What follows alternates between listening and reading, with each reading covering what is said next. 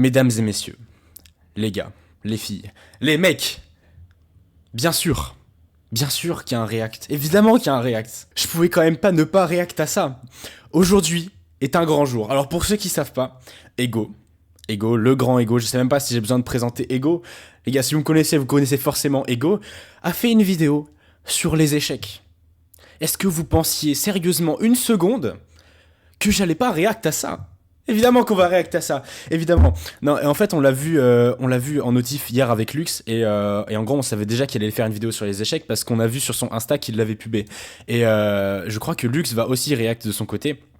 Mais en fait, on est obligé de react. Genre, c'est vraiment... On s'est dit, quand on a vu qu'il allait faire une vidéo sur les échecs, on s'est dit, ok, quelle va être la taille de la leçon, quelle va être la violence de la gifle qu'on va se prendre quand on va voir la vidéo? Ben les gars, on va y répondre aujourd'hui. Je n'ai pas du tout encore vu la vidéo. Alors j'ai juste vu que c'était le sujet de Garry Kasparov et de Deep Blue. J'ai pas vraiment regardé. Je n'ai pas regardé du tout en fait. Mais du coup, je connais un petit peu le sujet. Je le connais pas très très bien. Lux le connaît mieux parce qu'il a fait littéralement 2 vidéos qui traitent du sujet sur sa chaîne. Mais ça n'empêche pas que je vais quand même réacter à cette vidéo et que je vais essayer de donner mon avis sur l'écriture, sur comment il présente les choses, comment il présente le jeu d'échecs, comment il fait pour rendre le jeu un peu hypant, un peu stylé, au travers d'une vidéo storytelling, parce que c'est vrai que c'est pas forcément facile. Genre, c'est facile de faire ça avec de la course à pied ou du foot, tu vois, c'est un sport dynamique. Les échecs, pour raconter les échecs en vidéo, c'est vraiment un autre type de skill qui est requis. Et donc, je pense pouvoir parler de ça quand même. Je vais essayer de faire en sorte que ça soit intéressant.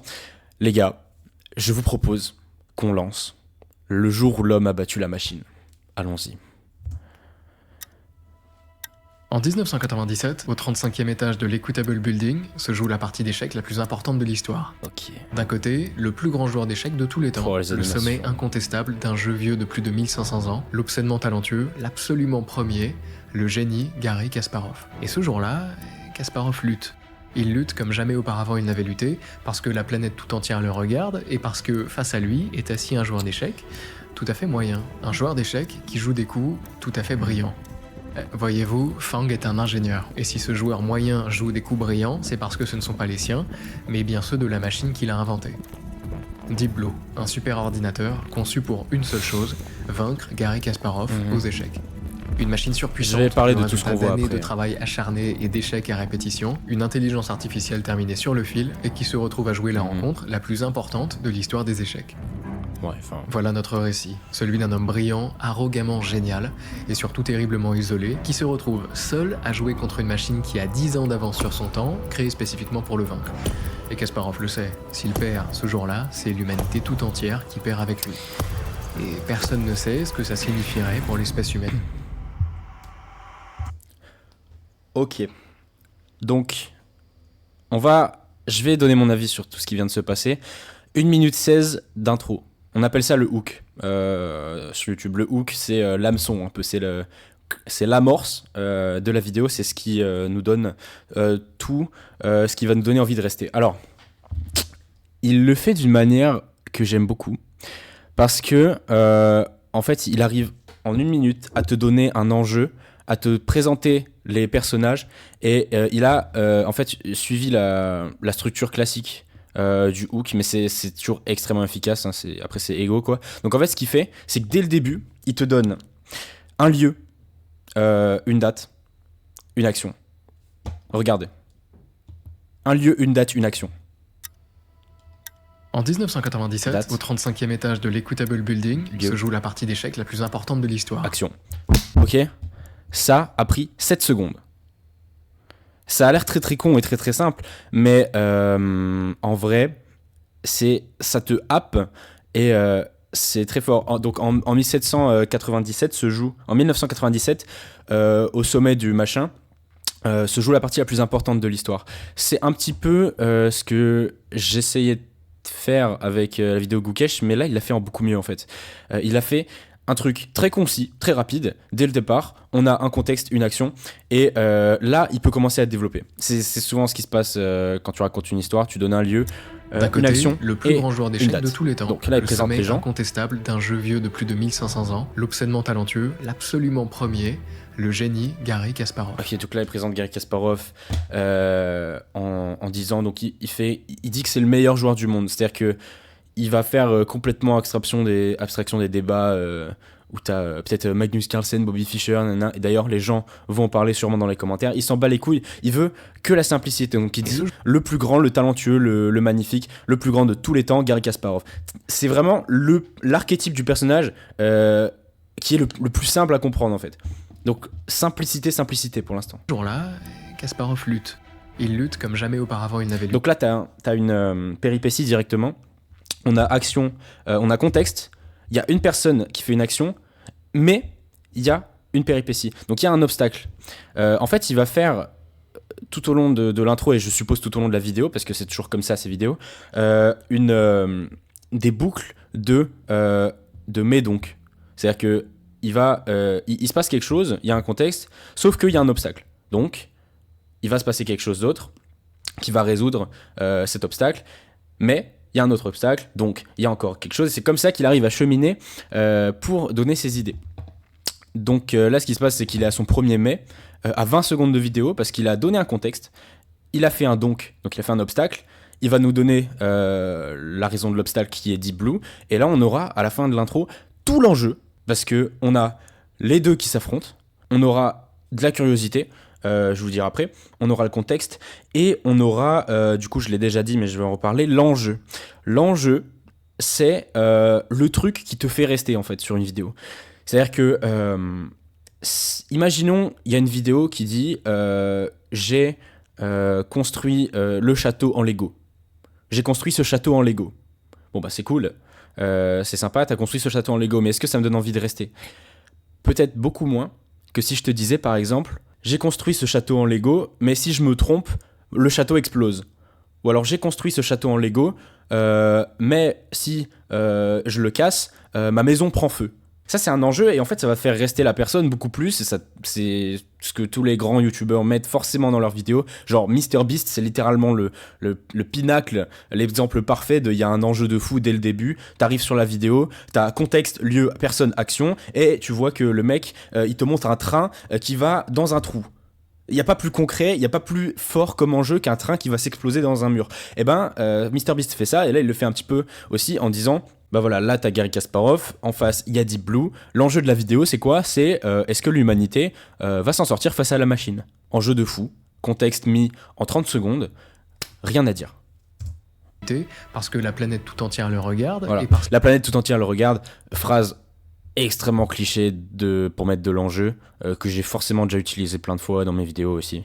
Parce que face à lui est assis un joueur d'échecs tout à fait moyen. Ça c'est très intéressant ce qu'il fait, parce que du coup, il te donne il n'a présenté qu'un seul personnage. On sait qu'il y a une adversité contre Kasparov, on sait pas encore qui c'est, on a compris l'enjeu, donc on se dit putain ok, Kasparov, il est en train de jouer la partie de sa vie, la partie d'échecs la plus importante de l'histoire, c'est l'enjeu qui va décider du sort de l'humanité, ok, truc de fou, mais du coup on ne sait toujours pas contre qui il joue. Et là il te dit, il joue contre un joueur tout à fait moyen. Et ça en fait c'est le genre de style d'écriture qui est facile de ne pas penser. C'est-à-dire que n'importe qui aurait écrit ça, il se serait dit, et en face de lui, il y a la machine Deep Blue. Mais là, ce qu'il a décidé de faire, et c'est tout con, c'est un détour d'une ou deux phrases, il dit, il y a un joueur d'échecs tout à fait moyen. Pourquoi il dit ça ?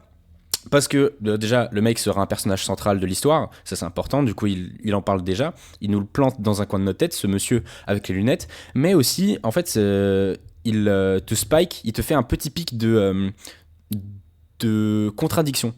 C'est-à-dire que tu vois, ton cerveau, quand tu écoutes ce qu'il est en train de te dire, ton cerveau s'attend à ce que donc tu présentes la grosse machine en face de lui, le danger, quoi. Il s'attend à ce qu'il y ait un danger. Et là, il te dit, en fait, il n'y a pas de danger, parce que le mec est nul. Et ton cerveau, il fait, attends, quoi ? Et ça, attends, quoi ? C'est un truc qui participe énormément à la rétention dès le début de la vidéo, et qui va beaucoup plus faire rester les gens, parce que là, les 30 premières secondes et la première minute, souvent c'est le moment où les gens s'en vont directement dans une vidéo. C'est toujours dès le début que ça chute, et après, au bout d'une 2 minutes, la courbe de rétention, elle s'aplatit, et puis les gens décident de rester environ. Donc la plupart des gens qui partent, ils partent dès le début. Et là, ce qu'il fait dès le début, c'est que si jamais on s'était relâché dans notre écoute, il nous dit un truc qui va contre le sens de la logique pour nous refaire accrocher. Personnellement, c'est l'effet que ça m'a fait. Je sais pas vous, mais je pense que c'est comme ça qu'il a pensé son écriture.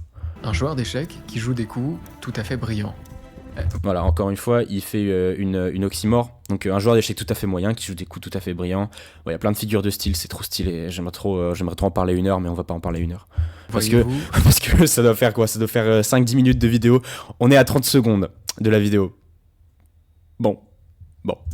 Ang est un ingénieur, et si ce joueur moyen joue des coups brillants, c'est parce Voilà, donc là, il présente le deuxième personnage, qui n'est pas en fait l'adversité de Kasparov, mais qui va être un personnage super important. Et donc, ce que j'ai l'impression, c'est qu'il le présente entre Kasparov et la grosse machine. Et vu qu'il n'est pas forcément hyper intéressant pour la curiosité et pour le hook, il le présente juste avant la grosse machine. Parce que quand même, on a envie d'écouter pour voir déjà dans un premier temps qu'est-ce que c'est ce gros truc derrière lui. Mais en plus, pour lui, ça l'arrange parce qu'il a besoin de nous le présenter pour qu'on s'en souvienne après. Voilà. que ce ne sont pas les siens, mais bien ceux de la machine qu'il a inventée. Deep Blue. Ouais, mais là, l'animation 3D, c'est une dinguerie. Parce que là, en fait, il y a une... on regarde un film. On regarde littéralement un film avec des acteurs qui sont positionnés sur scène, une mise en scène, et t'as le flou qui est géré d'une façon à ce que l'attention, elle est sur lui au début, parce qu'il nous parle de lui. On voit qu'il y a un truc derrière. On comprend pas encore ce que c'est. Ça nous titille, mais que dans un coin de ça nous titille, mais que dans un coin de nos têtes, parce que c'est pas le sujet dont il parle. Et là, bam, le flou qui switch. Et là, tu vois la grosse machine IBM Deep Blue. Pouah. Et l'animation 3D vraiment très très fort, hein, parce que là, genre, déjà l'animation 3D des youtubeurs en mode combo, ego, même ce que Lux fait, c'est dur à faire. Mais là, on est à un niveau de détail qui est quand même exceptionnel. Genre sur les personnages et tout, c'est polished d'une manière que j'ai rarement vu. Le résultat d'années de travail acharné et d'échecs à répétition, une intelligence artificielle terminée sur le fil et qui se retrouve à jouer la rencontre. Donc là, elle présente effectivement Deep Blue, plus importante de l'histoire des qui est l'adversaire de Kasparov. Voilà notre récit, celui d'un homme brillant, arrogamment génial et surtout terriblement isolé, qui se retrouve seul à jouer contre une machine qui a 10 ans d'avance sur son temps, créée spécifiquement pour le vaincre. Et Kasparov le sait, s'il perd ce jour-là, c'est l'humanité tout entière qui perd avec lui. Et personne ne sait ce que ça signifierait pour l'espèce humaine. Donc là, il soulève une grande question qui te donne envie de rester. Enjeu de fou, personnage de fou, il a tout présenté. Il a tout dit en 1 minute 14. J'adore son intro. Et vous voyez vraiment comment chaque truc qui est dit, qui est écrit, chaque seconde de vidéo est pensé pour vous faire rester le plus probablement possible sur la vidéo, en fait. Et vraiment, peut-être qu'avec ça, vous vous rendez compte à quel point vous êtes du bétail pour les gros créateurs de contenu et même les petits créateurs, en fait. Même moi, genre, en fait, on pense aux gens, à l'audience, en termes de... on va essayer d'optimiser pour que leur cerveau soit le plus accroché. Et chaque mot, littéralement chaque mot qu'il a prononcé dans sa vidéo a été, j'en suis sûr et certain, réfléchi pendant au moins une dizaine d'heures. Au moins. Donc sur ce, je vais aller me faire cuire des œufs là, et puis je passerai moins de temps sur chaque segment de la vidéo après, parce que là, ça fait quand même un quart d'heure, et on a juste vu l'intro, et il y a 55 minutes. Donc si j'ai pas envie que la vidéo fasse 5 heures, faudra être plus concis. Les gars, je vous dis, là, je me suis fait une plâtrée de pâtes, il y a du steak, il y a des œufs en dessous. Quand j'aurai bouffé ça, je vais tomber dans le coma, je vous dis. Ok, donc on est reparti, et là on va essayer de comprendre maintenant un peu plus globalement comment il a structuré sa vidéo, comment il nous raconte son histoire, même si ça en général on le comprend plutôt à la fin dans son intégralité. Je vais essayer quand même d'en parler si je peux. Aussi, surtout, j'ai pas envie de faire la react de merde d'un youtubeur react qui connaît rien et qui est juste en mode « Oh, mais non, Kasparov, il a joué le meilleur coup. Mais non !» Parce que, à un moment donné, frère, c'est bon. Et puis là, c'est une vidéo sur laquelle... Enfin, c'est un type de vidéo sur lequel je peux dire des trucs intéressants, donc autant en profiter, quoi. Vous allez pas voir un mec qui va être choqué par ce qui se passe, vous allez avoir un mec qui va essayer de comprendre comment Ego a fait pour nous hook toute la vidéo. Voilà ce qui va se passer pour aujourd'hui. Je vous vous préviens, je vous dis juste. Ah ouais, aussi le sound design, j'en ai pas parlé, mais dans l'intro, t'as toujours des petits tic-tac, tic-tac, tic-tac, tic-tac, des horloges. Et ça, c'est un truc, il sait très bien qu'on s'en rend pas compte, mais en fait, à notre cerveau, ça lui fait dire quoi? Ça lui fait dire, putain, c'est urgent là, il y a de l'urgence, le temps est compté, qu'est-ce qui se passe? Et ça nous met un peu plus sur le qui-vive. Je sais parce que c'est un truc que j'ai utilisé sur l'intro de Gookesh, le passage musical, que j'ai enlevé, je crois d'ailleurs. Mais donc, voilà, c'est le genre de petit truc qui se passe au niveau du son ou du visuel, qu'il ne dit pas, mais pourtant qui a un impact sur la rétention. C'est intéressant. Pour vous aider à suivre les événements de ce récit. Ouais, bon, on va pas analyser la pub non plus. T'es très gentil, Ego, mais bon, voilà. Même si je pourrais en vrai. Allez, c'est parti, on reprend. Nous sommes en 1968 Oh à là Bakou. là, mais le sound design, écoutez. Nous sommes en 19... Et en plus, même là, il arrive à se différencier parce que, putain, je vais encore passer 1 heure sur tout. Il se différencie parce que souvent, les sound design comme ça, où t'as un petit... et où il y a une image qui apparaît, bah c'est ça. C'est une aspiration, et puis d'un coup, quand le son se coupe, bam, il y a la musique. Et ce son-là, je sais pas comment vous dire, parce qu'en fait, j'en ai vraiment écouté des centaines de... mais celui-là, il est différent. Et même dans la façon dont l'image suit derrière, le son, il continue toujours. Enfin, il suit les mêmes codes, mais c'est différent. Et en fait, ça s'applique à ce son design précisément, ça s'applique littéralement à toutes les vidéos d'Ego. Allez, bref, c'est bon, je me ferme. Nous sommes en 1968 à Bakou, en Azerbaïdjan. Un enfant de 5 ans observe silencieusement ses parents. Ils sont tous les deux penchés sur une page de journal. Sur cette page, un dessin d'échiquier sur lequel apparaissent différentes figures. Okay. C'est un problème. L'enfant ne le comprend pas. Donc, seulement, il voit les adultes en débattre. Il parle de position, de coups, de cavalier, de roi et d'autres choses. Donc ce que j'ai l'impression là, c'est qu'il va commencer l'histoire à l'enfance de Kasparov. Hein, parce que Kasparov, il est né à Bakou. Voilà. Il va parler de Kasparov enfant. Ça me surprend pas parce que c'est qu'il découvre pour la première très fois. logique. Il ne dit rien, mais il regarde et il tend l'oreille. Le lendemain matin, sans qu'on lui demande quoi que ce soit, les il dit visuels, rien, c'est un truc de mais il regarde et il tend l'oreille. C'est super Le beau. lendemain matin, sans qu'on lui demande quoi que ce soit, il appelle ses parents et leur donne la solution. Les adultes se regardent, stupéfaits, parce que l'enfant n'a jamais appris à jouer, et pourtant là, sous leurs yeux, il vient de fait résoudre peur, une l'enfant. partie qui les avait tenus en échec pendant des heures. En fait, en les écoutant, l'enfant avait naturellement déduit les règles, les mouvements, le but du jeu. C'est ainsi, dans cet appart. Alors ça, je sais pas si c'est vrai parce que j'ai jamais entendu à vérifier. Peut-être qu'il l'a un petit peu inventé, un petit peu déformé. En tout cas, si c'est vrai, il a dû bien kiffer en voyant ça parce que c'est vraiment l'info cliché qui marche très bien pour présenter un génie qui domine les échecs. Notamment soviétique des années 70, que débute la légende de l'un des esprits les plus brillants de notre époque, Garry Kasparov. Bon, difficile de dire si cette anecdote que Kasparov raconte lui-même est vraie ou fausse, mais en vérité peu importe, parce que très vite ce sont les faits qui vont attester de son génie. Le petit Kasparov entame les cours d'échecs à 7 ans. Sa progression est fulgurante, il a l'air de comprendre les échecs plus rapidement que les autres. Sa mère le voit bien et elle pousse son fils sur cette voie. Et ça, bien à raison, parce que Garry n'est pas vraiment un enfant comme les autres. Il est ailleurs, plus vif, plus déterminé, plus créatif aussi. Et ça se remarque très vite dans sa manière de jouer aux échecs. Ses adversaires sont déconcertés. Garry ne se contente pas de jouer, il invente, il improvise. Et ça, c'est ce qui lui permet de remporter ses premiers titres rapidement. Très rapidement même. À peine 9 ans, il obtient le grade de joueur de première catégorie, déjà très prestigieux en... Donc là, en fait, il est en train d'expliquer le passage chiant qu'on doit tous expliquer quand on fait la rétrospective d'un personnage qui est un prodige, qui est du moment où on a découvert son talent au moment qui nous intéresse. Donc en fait là il doit passer 1 minute ou 2 à raconter son enfance, c'est le prodige qui surplombe les autres, tout de suite on voit qu'il a quelque chose de différent, et puis très vite il s'élève, et puis il gagne plein de championnats, nanana. Et j'ai dû faire ça avec Gookesh, j'ai dû faire ça avec, pas avec Ding, avec Nepomniachtchi. Voilà, faut toujours faire ça, c'est chiant, faut toujours faire ça, et je sais que ça l'a fait chier, j'en suis sûr et certain. URSS. Mais il a dû le faire. Et dans une Russie où les échecs sont une discipline respectée, il attire rapidement l'attention, notamment au championnat soviétique de la jeunesse qui se déroule à Vilnius en 1973. Il attire l'attention déjà parce qu'il est visiblement plus petit, plus jeune que tous les autres participants, mais aussi parce que malgré son âge, il excelle. Et ça n'échappe pas au grand, très grand entraîneur de l'époque, Alexander Nikitin. Voilà, ok. Ce qui va se passer. Je préchote. Je n'ai pas vu la vidéo, je préchote. Là, on est dans le cliché de l'histoire. Et en fait, j'ai fait ça. J'ai fait la même chose avec Gukesh. C'est ma vidéo Gukesh, en fait. Donc, ce qu'il fait, c'est que, comme j'ai dit avant, il montre l'ascension du prodige. Et là, il met directement en jeu le maître.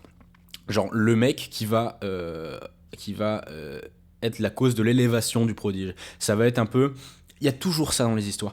Toujours ça. C'est-à-dire que c'est le profil du sage, en fait. T'as le héros qui se débrouille un peu de lui-même, mais qui n'y arrive pas. Et qui sait pas comment faire. Et il y a le sage qui arrive, qui est un mec plus expérimenté, plus vieux, plus fort que le héros, qui arrive et qui fait « Viens, je vais t'apprendre ». Il y a toute une phase de transformation dans l'histoire où le sage apprend au héros, et où le héros arrive à son prime.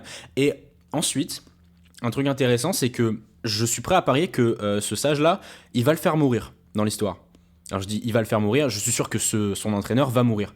Ou alors va se retirer, ou alors ne fera plus partie de l'histoire. Parce qu'à un moment donné, pour que le héros, dans une histoire classique, libère son plein potentiel, il faut que son sage, le mec qui l'a tiré vers le haut, ne fasse plus partie de l'histoire. Soit pour une mort, par exemple dans le Comte de Monte Cristo, quand le Comte de Monte Cristo il arrive dans la prison, il ne sait rien, il est perdu, il rencontre le sage qui lui apprend à lire, à écrire, à parler les langues, qui lui apprend les mathématiques, qui le rend savant, et puis au moment où le Comte de Monte Cristo s'enfuit de la prison, et ben le sage meurt.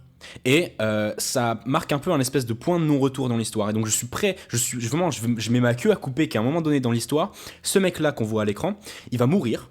Et que du coup, Ego il va être en mode ok, là pour Kasparov, il est mort, donc il a plus le choix, son maître est mort, donc il doit réussir. Parce que c'est comme ça en fait que notre cerveau kiffe le plus les histoires, c'est avec le schéma du maître. Donc j'ai pré-shot ce qui va se passer, je pense. Que regarde, en quelques parties, il voit bien que le jeu de Kasparov est différent. Et j'ai fait ça avec Anand dans ma vidéo Gukesh. Je vais pas trop vous faire chier si vous l'avez pas vu, mais en gros, dans ma vidéo sur Gukesh, c'est exactement pareil, sauf que Gukesh, c'est Kasparov, et Anand, c'est ce mec-là. Et à un moment donné, comment j'ai fait pour enlever le maître du jeu ? Bah, j'ai pas vraiment pu parce que Anand n'est pas mort. Mais j'étais en mode, Anand, il a arrêté de jouer, il a pris sa retraite, etc. J'essaie de camoufler ça un peu comme ça, parce qu'il est pas mort. J'ai pas pu dire qu'il était mort. Je pense que Ego va pouvoir faire mourir le maître. C'est horrible ce que je dis, mais c'est d'un point de vue storytelling. Logique, mais imprévisible. Nikitin voit clair.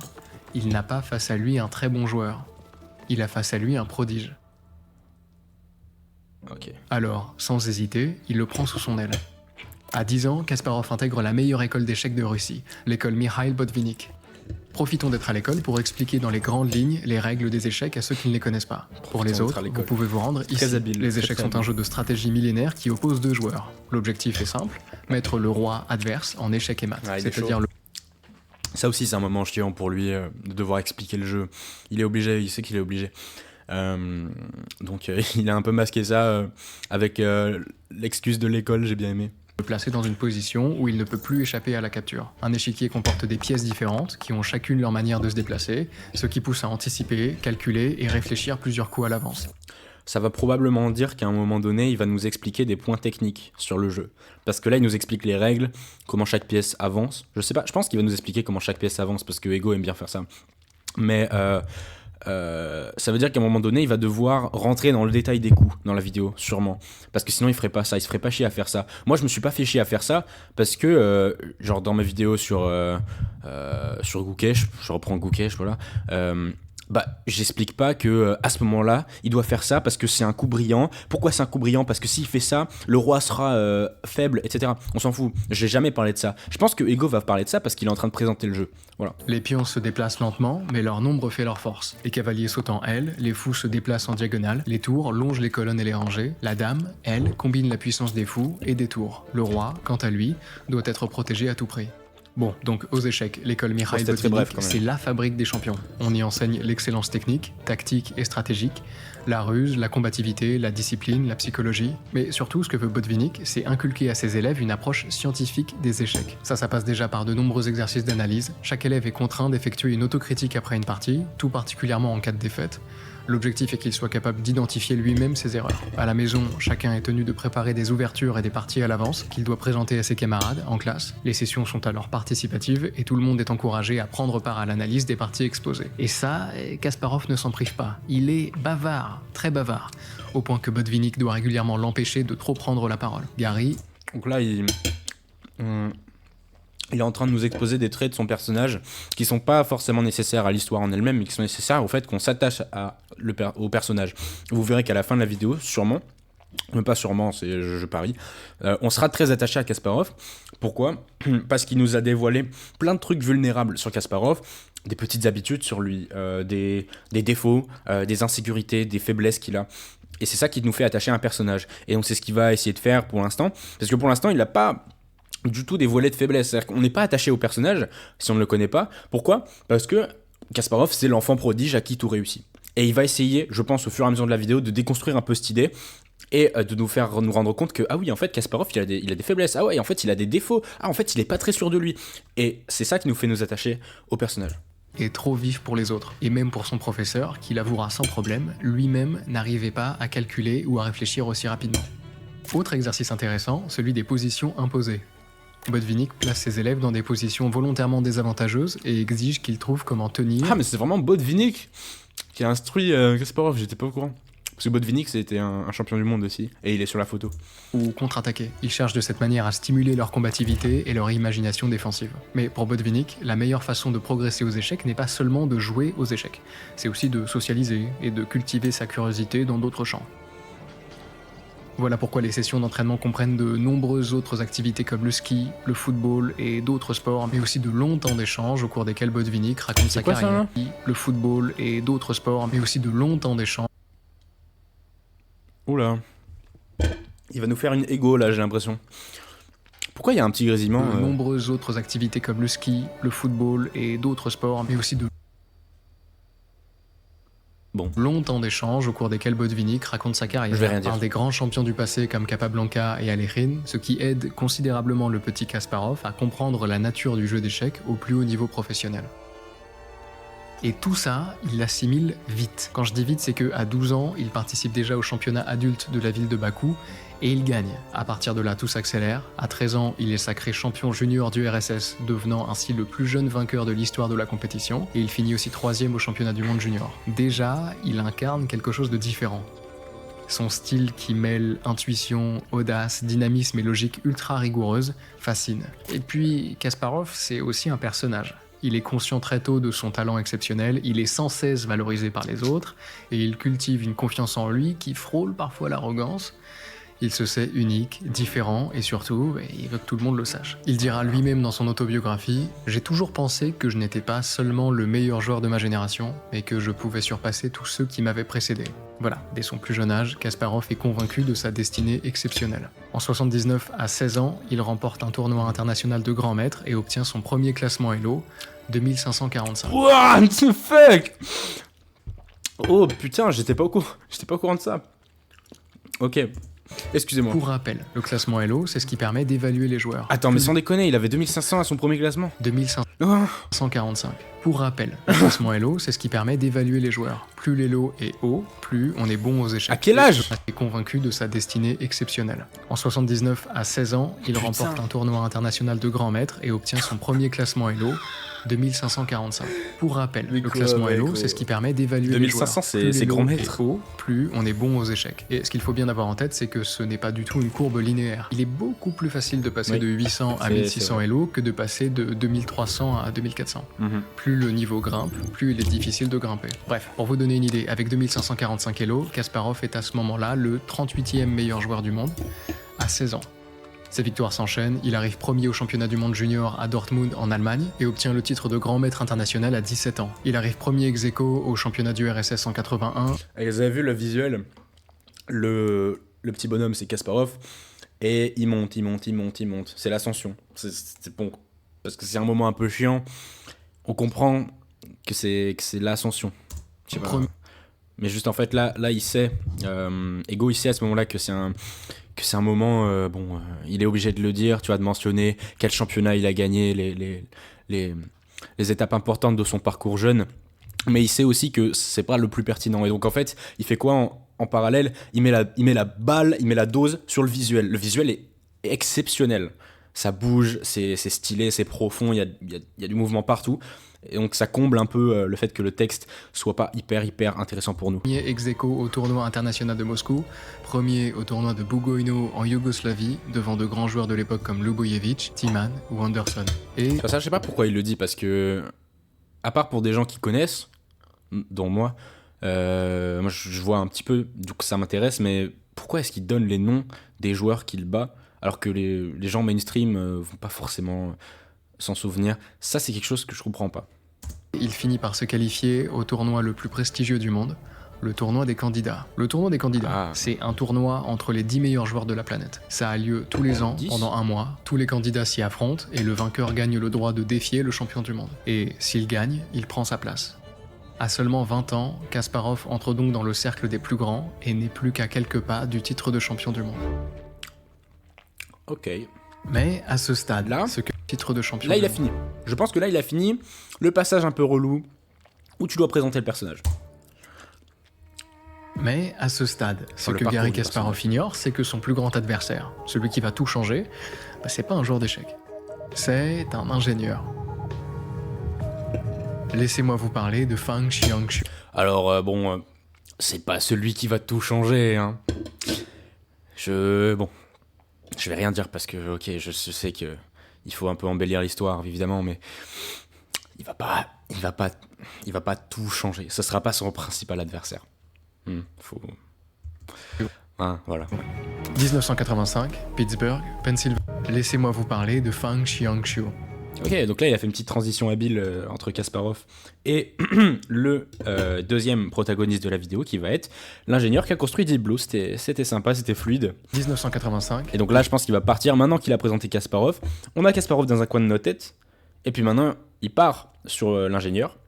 Et on garde toujours Kasparov. Et à un moment donné, il va relier les deux. Et il va, je pense, de temps en temps, pendant qu'il raconte l'histoire de l'ingénieur, faire des liens avec Kasparov ou avec les échecs, pour pas qu'on oublie qu'il est Kasparov et pour qu'on se dise « Ah, mais attends, il a pas encore relié les deux. » Pittsburgh, Pennsylvanie. Dans les couloirs de la prestigieuse université Carnegie Mellon, un jeune ingénieur taïwanais débarque avec une soif Vous voyez, de là, il part savoir hors du complètement commun. sur autre À ce chose. moment-là, l'idée de thèse de Fang n'a rien à voir avec le monde des échecs. Il cherche à concevoir des puces pour imprimantes qui les rendraient capables d'imprimer correctement les milliers de caractères complexes de la langue chinoise. C'est un sujet technique, mais discret, principalement dirigé par des motivations mercantiles. Et puis, au laboratoire de recherche, Fang croise la route d'un professeur, Hans Berliner. Ancien champion d'échecs devenu chercheur informaticien, Hans dirige le programme High-Tech, un programme conçu pour jouer aux échecs et l'un des plus performants de l'époque. Immédiatement, Fang s'intéresse au sujet parce qu'il en comprend la portée. Là où la plupart des gens voient en high-tech un simple programme d'échecs expérimental, Fang aperçoit les prémices d'une révolution. Il comprend que les échecs sont un champ de bataille où s'entrelacent mémoire, calcul, logique, créativité, stratégie, anticipation. C'est un miroir de l'intelligence humaine. Si l'on veut comprendre l'intelligence... Et d'ailleurs, Kasparov a écrit un livre exceptionnel qui s'appelle How Life Imitates Chess. Donc comment la vie imite les échecs, et pas l'inverse. Et je vous conseille vraiment, si vous aimez bien tout ce qui est philosophique, même développement personnel, c'est vraiment très cool à lire quand vous êtes un joueur la d'échecs. déconstruire, la surpasser, Fang pense que les échecs sont le modèle parfait. Si parfait d'ailleurs que pour Fang, ce n'est pas seulement un projet technique ambitieux, c'est un projet civilisationnel. Construire une machine capable de battre l'humain dans l'un des domaines les plus symboliques de son intelligence, c'est le détrôner de sa tour d'ivoire cognitive. C'est questionner sa place dans l'ordre du vivant et peut-être enfanter une nouvelle forme de pensée. Alors quand Berliner propose à Fang de rejoindre son équipe, ce dernier n'hésite pas une seconde. En interview, il dira qu'à ce moment-là, il savait déjà que c'était une chance unique de marquer l'histoire. Problème de taille, figurez-vous que les échecs, c'est compliqué. On peut penser qu'avec des règles aussi simples, les échecs pourraient être résolus avec quelques calculs bien pensés. On crée un bel arbre de décision dans lequel chaque coup est évalué en fonction de ses conséquences sur les coups futurs, ceux de l'adversaire et les nôtres, et puis on n'a plus qu'à choisir la meilleure branche, celle qui mène inévitablement à la victoire. Le problème, c'est que les échecs sont beaucoup trop vastes pour qu'on puisse fonctionner de cette manière. Ça a été démontré par le mathématicien Claude Shannon dans les années 50. À chaque tour, un joueur d'échecs a en moyenne 30 options, donc 60 si l'on compte les deux joueurs, et une partie dure en moyenne 40 coups, ce qui nous donne 30 multiplié par 30 exposant 40, soit plus de positions possibles. Je vous renvoie à la vidéo de Lux, à deux vidéos de Lux, qui sont la première, comment tuer les échecs, et qui parle de ça, qui parle de comment résoudre le jeu. C'est super intéressant, et il est trop fort, quoi. Et deuxième vidéo, c'est la quête de la machine parfaite aux échecs ou quelque chose comme ça. Enfin bref, elle date de cette année, donc vous les trouverez si ça vous intéresse vraiment. Qu'il existe d'atomes dans l'univers. Même le plus puissant calculateur du monde à l'heure où cette vidéo est façonnée, capable de réaliser 1 milliard d'opérations par seconde, mettrait des milliards de fois l'âge de l'univers à simuler l'ensemble des parties possibles. C'est exactement la conclusion de la vidéo de Lux, peut-on tuer les échecs? C'est vertigineux, et c'est précisément ce mur de complexité qui se dresse devant Fang et les autres ingénieurs de son temps. Et puis, il y a un problème encore plus sévère. Parce que de l'autre côté de la planète, Hop. Qu'est-ce que c'était ça? C'était un médonc. Il nous a expliqué un contexte. Ok, on sait des choses, mais un problème. Quel est le problème? Précisément ce mur de complexité qui se dresse devant Fang et les autres ingénieurs de son temps. Mais... Et puis, il y a un problème encore plus sévère. Voilà, il le dit littéralement, il y a un problème. Donc c'est la structure dont je vous parlais. Parce que de l'autre côté de la planète, Kasparov ne cesse de s'élever. Kasparov. Voilà. Et là, il arrive à faire le lien. Putain, il est chaud. Au moment où Fang commence sa quête de génie artificiel, le génie humain est, lui, au sommet de son art. Revenons un tout petit peu en arrière. Nous voilà en 1984, Gary a 20 ans. Rappelez-vous, on l'avait laissé sur une série éclatante de victoires. Dans cette lancée triomphale, Kasparov remporte également le fameux tournoi. Il a fait un petit jonglage spatio-temporel là, ou c'est moi? De génie artificiel, le génie humain est, lui, au sommet de son art. Revenons un tout petit peu en arrière. Okay. Donc là, il est... Ok. Là, il a fait un back to Kasparov, mais en fait, on revient dans le passé. Donc voilà, en 1984, Gary a 20 ans. Rappelez-vous, on l'avait laissé sur une série éclatante. Et oui, vu que c'est un peu le bordel, il nous dit, rappelez-vous, comment était la situation de Kasparov avant. De victoire. Dans cette lancée triomphale, Kasparov remporte également le fameux tournoi des candidats face aux 10 meilleurs joueurs de la planète. Il gagne donc le droit d'affronter le champion du monde de l'époque, Anatoly Karpov. Voilà, le GOAT. Donc voilà, lui, c'est le vrai rival de Kasparov. C'est pas Deep Blue le vrai rival de Kasparov, c'est Karpov. Joueur prodigieux, champion du monde incontesté depuis 1975, qui a écrasé la scène échiquienne pendant plus d'une décennie. Les visuels, vous vous rendez compte que c'est tout le temps les mêmes visuels, quand même. Parce qu'en fait, pourquoi c'est toujours ça? On n'en parle pas assez, mais pourquoi c'est toujours de la 3D avec des joueurs qui bougent et tout, des silhouettes? Hein? Parce qu'il n'y a pas de clip. Il n'y a pas d'image, en fait. Il n'y a pas de vidéo, il n'y a rien. Donc, ça date des années 1980, le truc. Donc, il n'a pas de clip de bonne qualité. Il a dû se dire, je préfère faire une animation 3D qui est super captivante, qui est super visuelle, avec du mouvement, et qui parle, plutôt que de prendre des vieux clips du cinéma pâté, comme a fait Lux, no offense, mais en même temps, on peut pas tous se permettre de faire des animations 3D comme ça. C'est un choix de Ego que j'ai remarqué là. Précision chirurgicale. Après, ça parle, parce que ça lui permet de vraiment montrer ce qu'il veut montrer. Par exemple, là, on sait que c'est Kasparov qui monte depuis tout à l'heure, et puis là, bam, il nous montre un nouveau personnage, Karpov, bam, qui est plus en haut que Kasparov, qui le regarde d'en haut et tout. Ça parle. Beaucoup plus que des clips des années 1800. Positionnel implacable, Karpov est méthodique, patient, doté d'une mémoire hors du commun, tant et si bien qu'il a déjà remporté plus de 160 tournois, un record absolu. Donc là, encore une fois, il nous présente un obstacle. Face à lui, les grands maîtres n'ont pas d'autre choix que de plier. Alors quand un jeune homme, inexpérimenté mais outrageusement brillant, ose non seulement le dépasser dans le classement Elo, mais débarque en plus pour lui prendre son titre de champion du monde, Karpov ne sourit pas. D'autant plus que tous les opposent. Karpov est bien plus qu'un simple champion d'échecs. Il est une figure du pouvoir soviétique. Il est ethniquement russe, c'est un bon fils du régime. Il est fiable, discret, loyal. Il est membre du Parti communiste, député au Soviet suprême.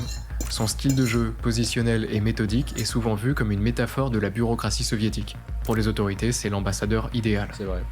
Kasparov, c'est tout l'inverse. Il est plus jeune d'une génération. C'est vraiment genre le joueur, Karpov.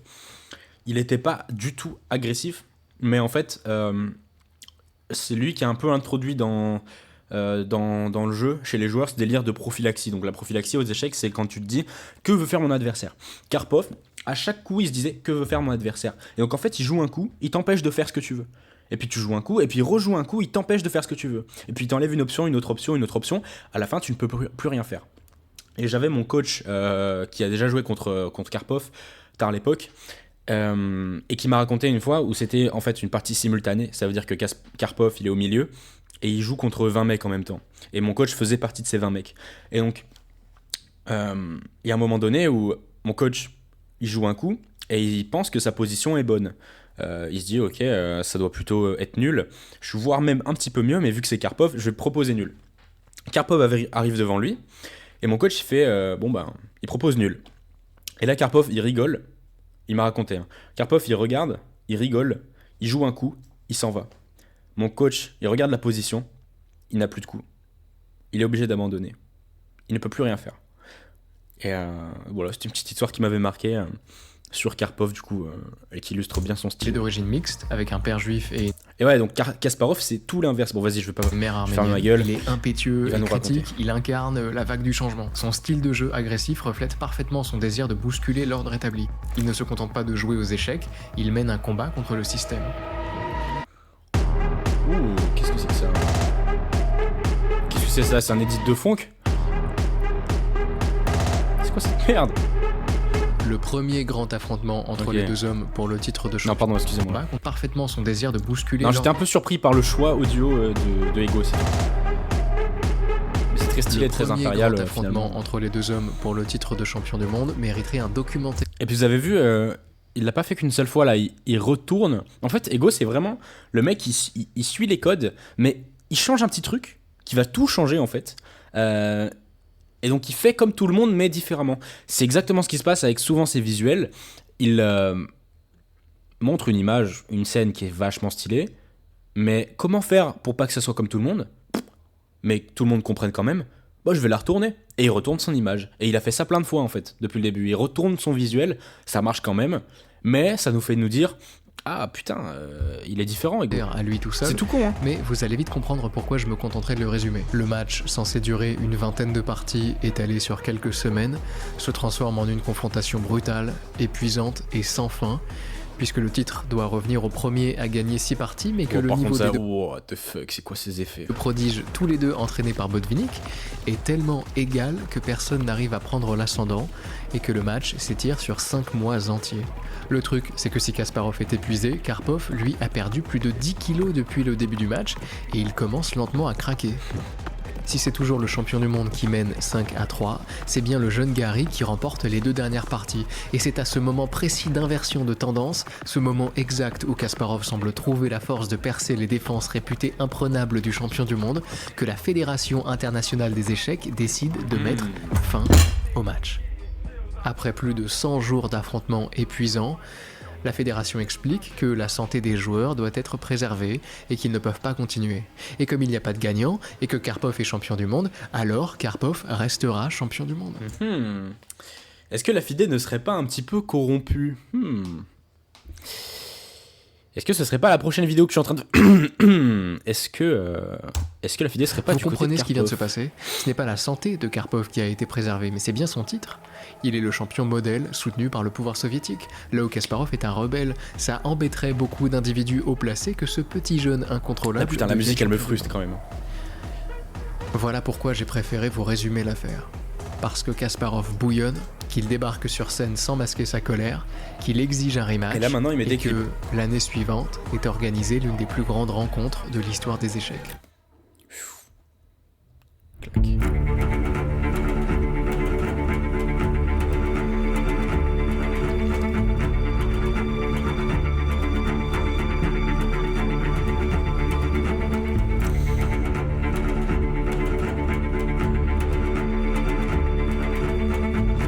C'est beau, hein. Cette vidéo est vraiment belle.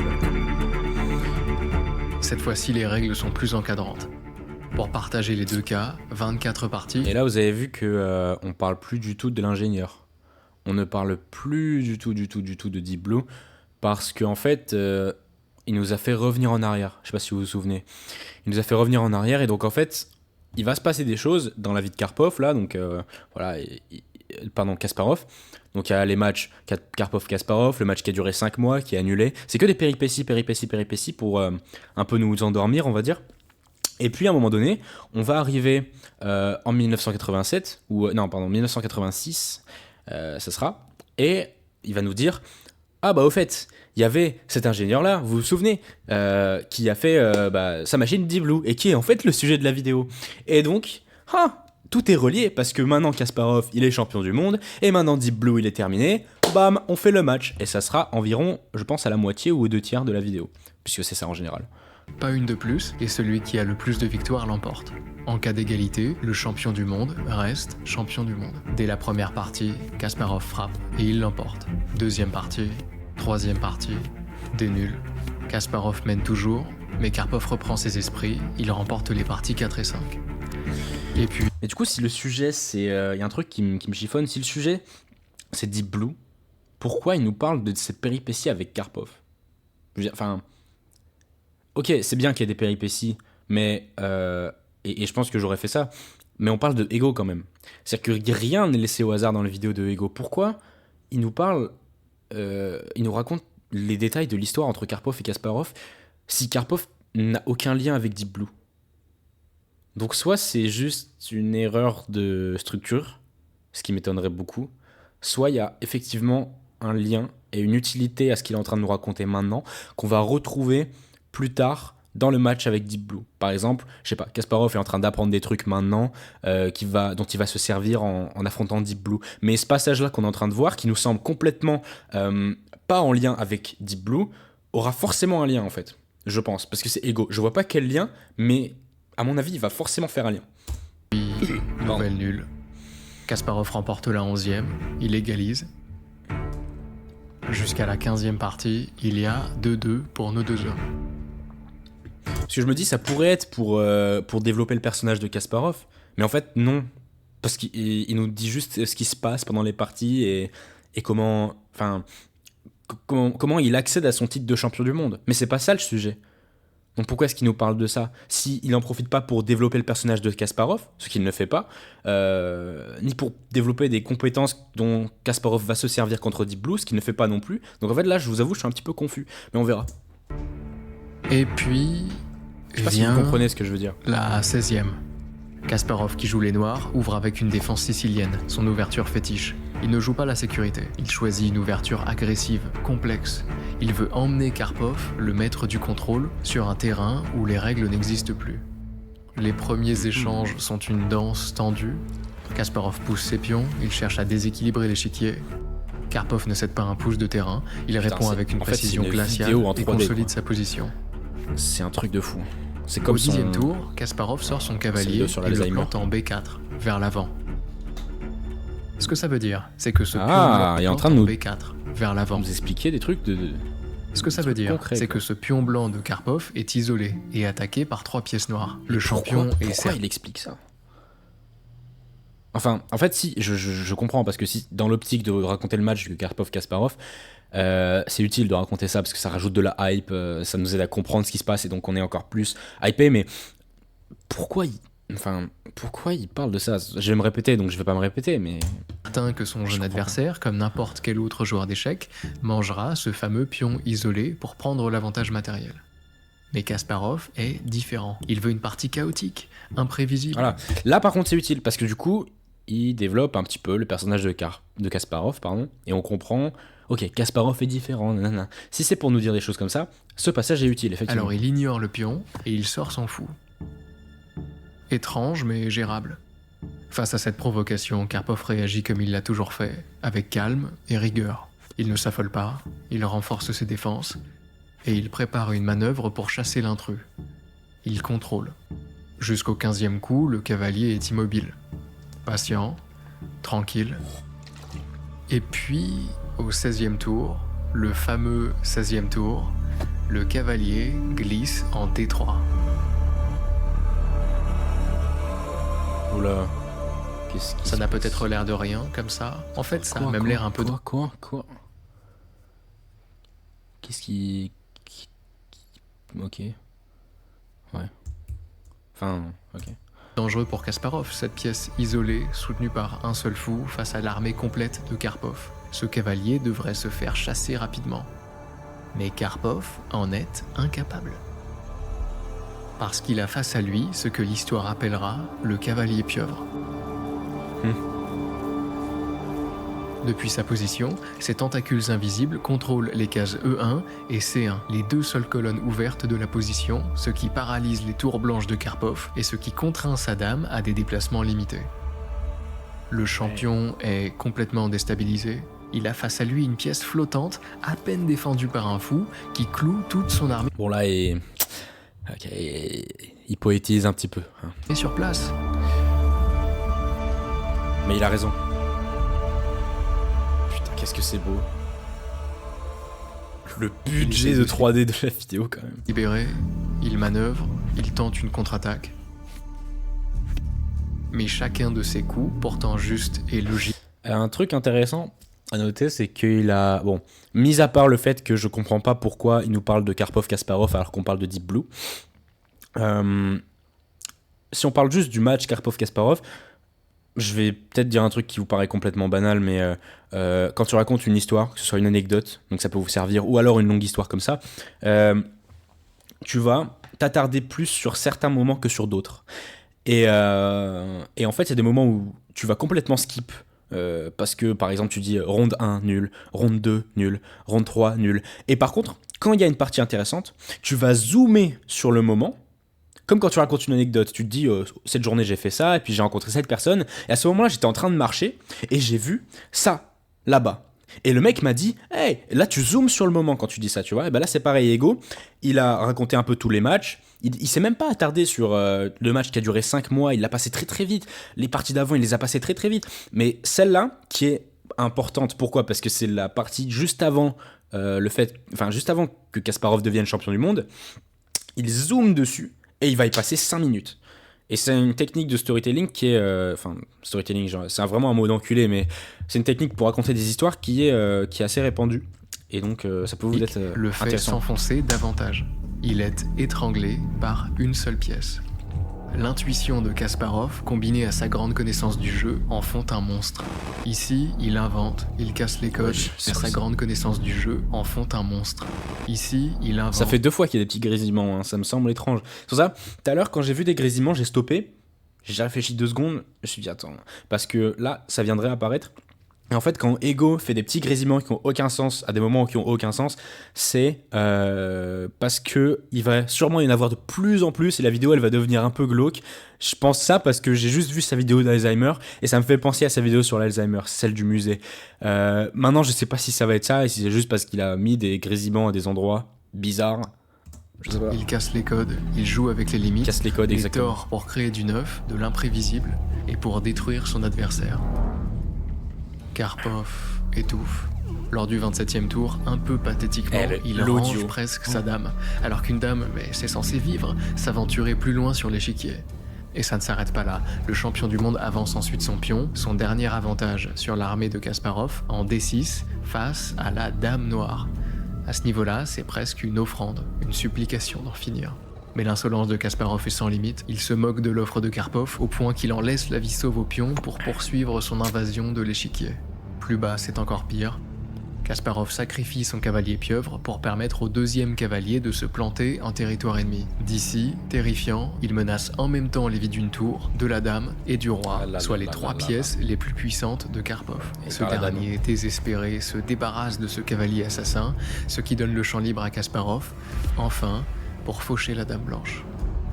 Mais vraiment, ça m'étonne qu'il zoome à ce point sur ce moment, quoi, alors que c'est même pas... L'armée de Karpov est démunie. Celle de Kasparov continue d'avancer et achève, finalement, de condamner le roi blanc. Tiens, mais c'est même pas la musique, c'est le sound design en fait là.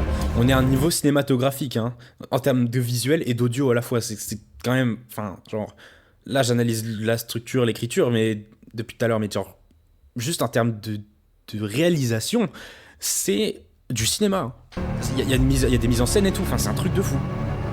Qu'on ait ça sur YouTube. Et les mouvements des pièces sont même timés avec la musique. Comme si ça suffisait Échec et mat.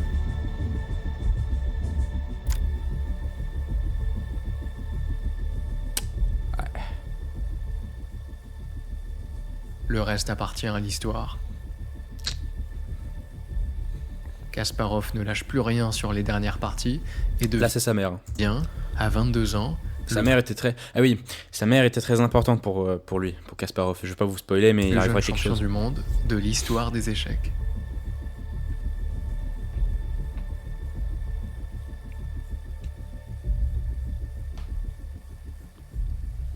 Bravo.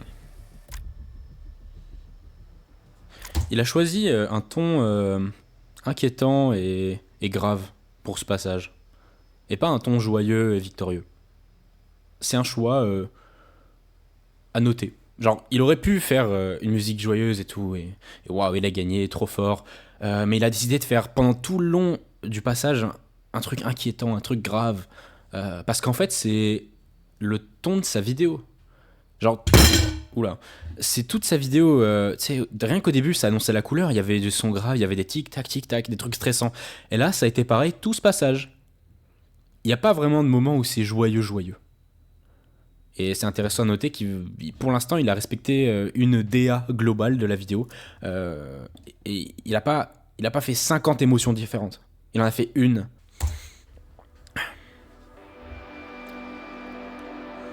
Pendant que Kasparov brille sous le feu des projecteurs, Fang forge son invention en silence dans son laboratoire. Ah, Il passe Fang. des journées, des nuits à travailler pour tenter de revient. concevoir la machine d'échecs la plus performante possible. Parce que à ce moment-là, High-Tech a un problème important, son architecture. Vous vous souvenez quand je vous disais qu'on ne pouvait pas résoudre les échecs et qu'il était impossible de simplement calculer la branche de l'arbre qui mène à la victoire à coup sûr? Eh bien, pour pallier à ça, on doit utiliser ce qu'on appelle des fonctions d'évaluation. Une fonction d'évaluation, c'est un algorithme qui attribue un score numérique à n'importe quelle position sur l'échiquier, en déterminant si elle est favorable ou non. Ce score est calculé à partir de milliers de paramètres, comme la sécurité du roi, l'avantage matériel, le contrôle du centre ou encore la structure des pions. À partir de là, l'objectif de l'ordinateur est simple, choisir le coup qui maximise son propre score, tout en minimisant celui de son adversaire. Jusqu'ici, High-Tech utilise une architecture spécifique pour ce calcul. 64 puces, une pour chaque case de l'échiquier. High-Tech, c'est quoi en fait? Je me rappelle plus ce que c'est. C'est l'entreprise dans laquelle il travaille. Je sais plus. Qui évalue la situation localement. Le problème, c'est que la consolidation de ces 64 calculs en un score global se fait à l'extérieur des puces, ce qui est un processus lent et coûteux, alors même que la vitesse de calcul est le nerf de la guerre aux échecs. Et c'est là que Fang brille, il réussit à condenser toute l'architecture de High-Tech, non pas dans 64, mais dans une seule puce. Et très vite, il comprend ce qu'il a dans les mains, ce n'est pas une simple optimisation technique, c'est la naissance de quelque chose de si grand, si neuf, qu'il peine à en discerner les contours. Putain, les visuels.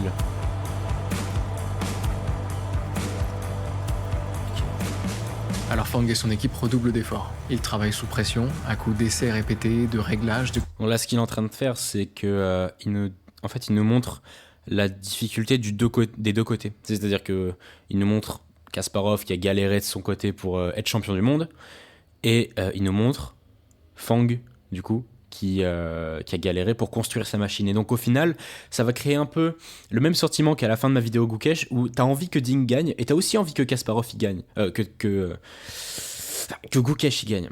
T'as envie que les deux parties gagnent parce que tu as développé leurs deux personnages séparément, et tu sais, toi en tant que viewer, chaque chose qui motive les deux personnages. Et donc en fait, t'es un peu mixé entre les deux et t'es investi pour les deux en même temps. À mon avis, c'est ce qu'il est en train de faire. Parce que Fang, le mec du coup qui a construit Deep Blue, j'avais regardé vite fait la série Deep Blue, c'est un mec très bien aussi. C'est pas un mec dont tu as envie qu'il soit le méchant.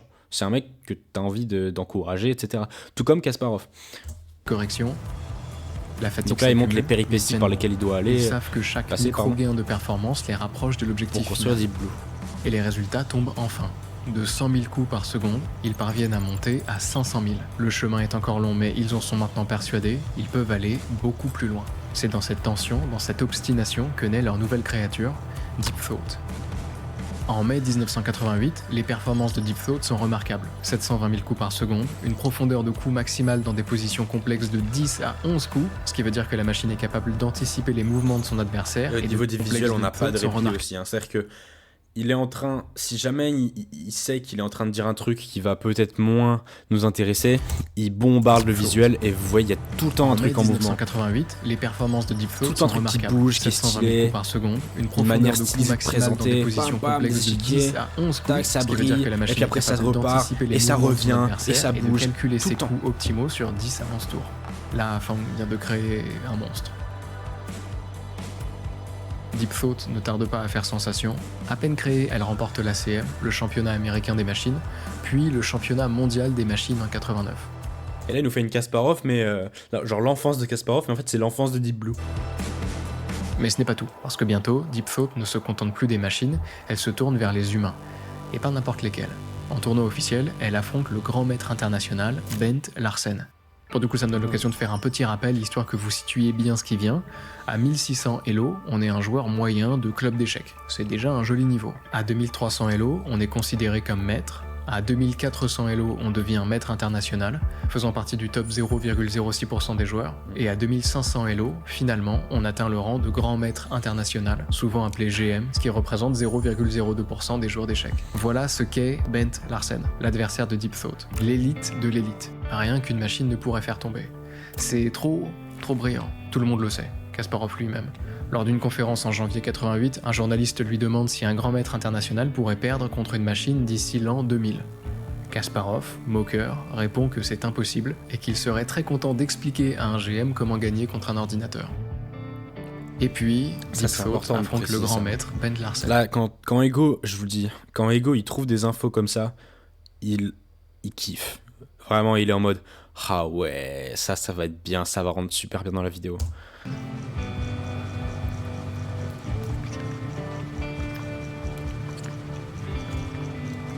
Ah, La machine il est gagne. en train de perdre. Ouais. C'est la première fois qu'un grand maître international se fait battre par un ordinateur en tournoi officiel. Fang vient de prouver à Kasparov qu'il avait tort, avec 12 ans d'avance. À ce moment-là, l'Elo de Deep Throat est estimé à 2500. C'est officiellement le meilleur ordinateur d'échecs du monde, et il a été produit par un étudiant en thèse. C'est là que débarque un géant, IBM, colosse de l'industrie informatique, qui comprend déjà très bien la portée de ce qu'il a sous les yeux, et qui voit grand. Voilà pourquoi il vient taper à la porte de Fang avec un nouvel objectif titanesque, construire une machine capable de battre le meilleur joueur du monde, Garry Kasparov. Fang accepte, c'est le début d'une nouvelle bataille. Et là, il a relié les deux. À peine installé chez IBM, il propose à Kasparov est champion du monde, il a atteint son prime, et Deep Blue est à le niveau d'un humain. Elle a atteint son prime. Kasparov un premier affrontement. Et maintenant, il peut relier les deux. Kasparov accepte, il juge les machines stupides et est ravi d'avoir l'occasion de le démontrer. En même temps, il faut dire qu'en 85, Kasparov a réussi à battre 32 ordinateurs contre lesquels il jouait simultanément, avec la plus grande facilité. Donc forcément, on comprend qu'il ne soit pas inquiété. Et bon, effectivement, Kasparov écrase Deep Throat 2-0, et il se permet même un petit conseil à Fang et à son équipe: apprenez-lui à abandonner plus tôt. C'est douloureux, mais la rencontre permet à Fang de voir à qui il a vraiment affaire. Kasparov n'est pas juste un grand maître, ce n'est pas juste un champion, c'est un phénomène. C'est une sorte d'anomalie, et sa machine ne lui arrive pas encore à la cheville. À cette réalisation s'ajoute la pression d'IBM. Fang comprend qu'il n'est plus à l'université, mais qu'il travaille pour une entreprise lucrative qui exige de lui des résultats précis. Le stress augmente, certains membres de l'équipe craquent et démissionnent. Péripétie. Mais Fang tient bon et reprend tout depuis la base. Il met alors au point une deuxième... Péripétie et attachement pour Fang. Là, c'est des trucs... Il nous explique des trucs difficiles que Fang est en train de vivre pour qu'au moment où Fang va perdre, enfin, la machine ne va pas marcher, on soit en mode « Ah, putain, après tout ce qu'il a fait, pauvre Fang. » Version de Deep On s'attache au personnage. Beaucoup plus optimisée que la première. Son code ne fait plus 100 000, mais 5000 lignes, plus efficace donc. Sa fonction d'évaluation est totalement réécrite, plus performante. Putain, son hardware est amélioré et son livre d'ouverture repensé. Deep Throat 2 peut désormais ouvrir avec des parties en dehors des ouvertures classiques, et surtout, elle peut monter jusqu'à 7 millions de coups calculés par seconde. C'est pratiquement 10 fois plus que les 720 000 coups par seconde de la première version de Deep Throat. Elle connaît des victoires notables, notamment 3 victoires à l'ACM, mais elle y perd en 1993 contre le programme Socrate. 2 ans plus tard, malgré des améliorations, elle perd aussi contre le programme Fritz au championnat du monde d'échecs pour ordinateur. Autant dire que la route est encore bien longue, d'autant plus que l'Elo de Deep Thought 2 peine à dépasser 2600, là où celui de Kasparov atteint 2800 dès 1992. Mais Fang ne se démonte pas. Et malgré le fossé persistant entre sa machine et Kasparov, il insiste pour obtenir une nouvelle rencontre. IBM et le champion du monde entrent en discussion et débouchent sur un accord. C'est décidé, Kasparov affrontera Fang et son programme en février 1996. Donc, premier La match. pression augmente. Fang sent le poids immense de ce défi historique peser sur ses épaules. Et tant qu'il n'aura pas trouvé la clé, Tiens, mais tant attends, que est-ce sa qu'on peut piment juste regarder ça parce que c'est affrontera exceptionnel. Fang et son programme en février 1996. La pression augmente. Fang sent le poids immense C'est ouf. de ce défi historique peser sur C'est ses ouf le épaules. visuel quand même. Et tant qu'il n'aura pas trouvé la clé, tant que sa machine ne pourra pas au moins effleurer le génie de Kasparov, il ne dormira pas. Alors il se jette dans le travail. Et là on s'attache à Fang Jour, là. nuit, Péripéties, semaine, péripéties. tout devient Difficulté, obstacle. Les J'ai repas déjà dit, sautent, on les le heures se voit, là. confondent. Fang disparaît dans ses recherches. 1 mois s'écoule, puis 2, 3, 4. Le temps file et nous voilà au début de cette année décisive, 1996. Et les efforts insensés de Fang finissent par porter leurs fruits. Parce que si Deep Thought 2 pouvait déjà calculer autour de 7 millions de positions par seconde, sa nouvelle création franchit un cap inimaginable, près de 100 millions de positions par seconde. Comment ? Ah, En c'est ça qu'il y avait sur la concentrant des miniature. années de tâtonnement dans une nouvelle architecture. Des puces spécialisées, rendant l'algorithme capable de calculer à une vitesse démentielle. Chaque composant est optimisé, pensé pour une seule tâche, explorer plus vite, plus profond et remonter l'information sans perte. Fang le dit lui-même, là c'est pas une simple évolution, c'est un saut d'échelle. Et il baptise cette nouvelle machine Deep Blue. Et pour la première fois, Fang, comme Le fait qu'ils nous disent à chaque étape de Deep Blue le nombre de coups par seconde que ça peut calculer, ça sert à ce qu'on se rende maintenant, à ce moment-là, compte d'à quel point Deep Blue est plus fort qu'avant. S'il l'avait pas fait, on n'avait pas d'échelle pour se rendre compte. Genre, il nous aurait juste dit ok, maintenant Deep Blue est bien plus forte qu'avant. Avant elle était forte, ensuite elle était encore plus forte, mais là elle est vraiment très forte. Non, il a pas dit ça. Il a utilisé des chiffres, en l'occurrence il a choisi le nombre de coups calculés par seconde, pour vraiment nous faire illustrer que au début elle a fait un x10, ensuite elle a fait un x100. Et là, on est à 1 million. Et non, 100 millions je crois. Et c'est beaucoup plus parlant comme ça. commence à y croire. Cette fois-ci, sa création pourrait peut-être vaincre Kasparov. C'est des choix qu'il Mais fait de temps en temps. problème. À quelques mois du qu'on match, peut ne pas l'équipe voir, mais découvre que certaines qui rendent puces un autre goût à nécessaires au l'histoire. bon fonctionnement de Deep Blue sont défectueuses. C'est la panique. Fang relance immédiatement une commande, mais la livraison prend du retard. Ah, péripétie. Les jours passent, mais il n'y a rien à faire, si ce n'est attendre. Des jours, puis des semaines, des mois entiers de retard de livraison qui paralysent Fang et son équipe. Au final, les puces arrivent moins d'un mois avant la rencontre avec Kasparov. Le compte à rebours est relancé. Il faut faire vite. L'équipe de Fang s'affaire au mieux pour ajuster la machine à temps. À nouveau, les jours passent, et à peine 2 semaines avant le match décisif, Deep Blue est terminé. À peine assemblée, sans même avoir pu être testée dans des conditions réelles de compétition, la voilà partie pour affronter le plus grand joueur d'échecs du monde et des... Et là, on s'est tellement attaché à Fang et à sa construction de Deep Blue qu'on est même pour lui. Et il arrive un petit peu à nous faire passer, Kasparov pour le méchant. Vous voyez la puissance de montrer les obstacles qu'un personnage surmonte.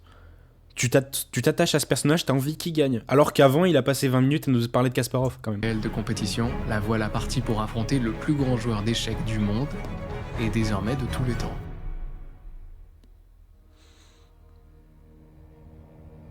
Discutable.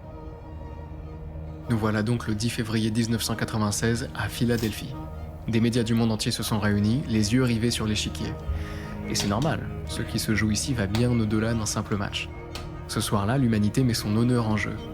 Une victoire de la machine, ce serait un séisme, ce serait une preuve que même dans l'une de nos disciplines les plus précieuses, By the way, c'était un de mes sujets de grand oral. Voilà. nous ne Vraiment, sommes l'histoire là qu'il est en train de raconter, c'était mon grand oral. plus seuls au sommet. Et Kasparov a conscience de ça. Il le dit lui-même, sur certains aspects, c'est une croisade pour l'espèce humaine. Alors très vite, deux camps se dessinent. ceux qui croient fermement à la supériorité éternelle de l'humain, et ceux qui voient déjà s'approcher l'ère des machines. David Levy, le co-organisateur du match, prédit un 6-0 pour Kasparov. En face, Monty Newborn, professeur d'informatique à l'université McGill et chairman de l'ACM, se montre bien plus inquiet. Il annonce un 4.5 pour Deep Blue. C'est intéressant ce qu'il fait là, parce qu'il rajoute en plus de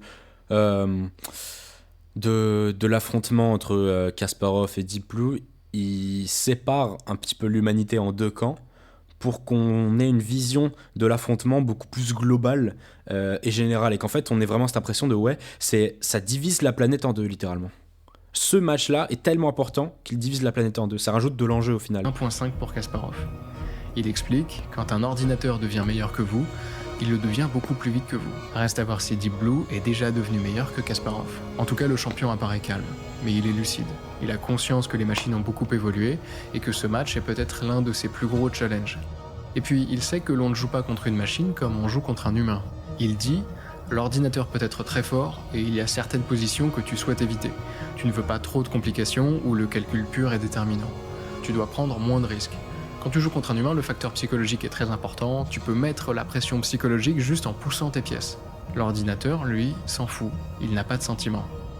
Et pour un joueur comme Kasparov, c'est un sacré handicap, car une jolie partie de sa force repose justement sur sa capacité à sentir son adversaire, à le dominer mentalement, à le faire craquer. Et contre Deep Blue, c'est impossible. Il n'a pas d'émotion, donc pas de faille psychologique. Kasparov, néanmoins, prédit un score de 4-2 en sa faveur. C'est super parce que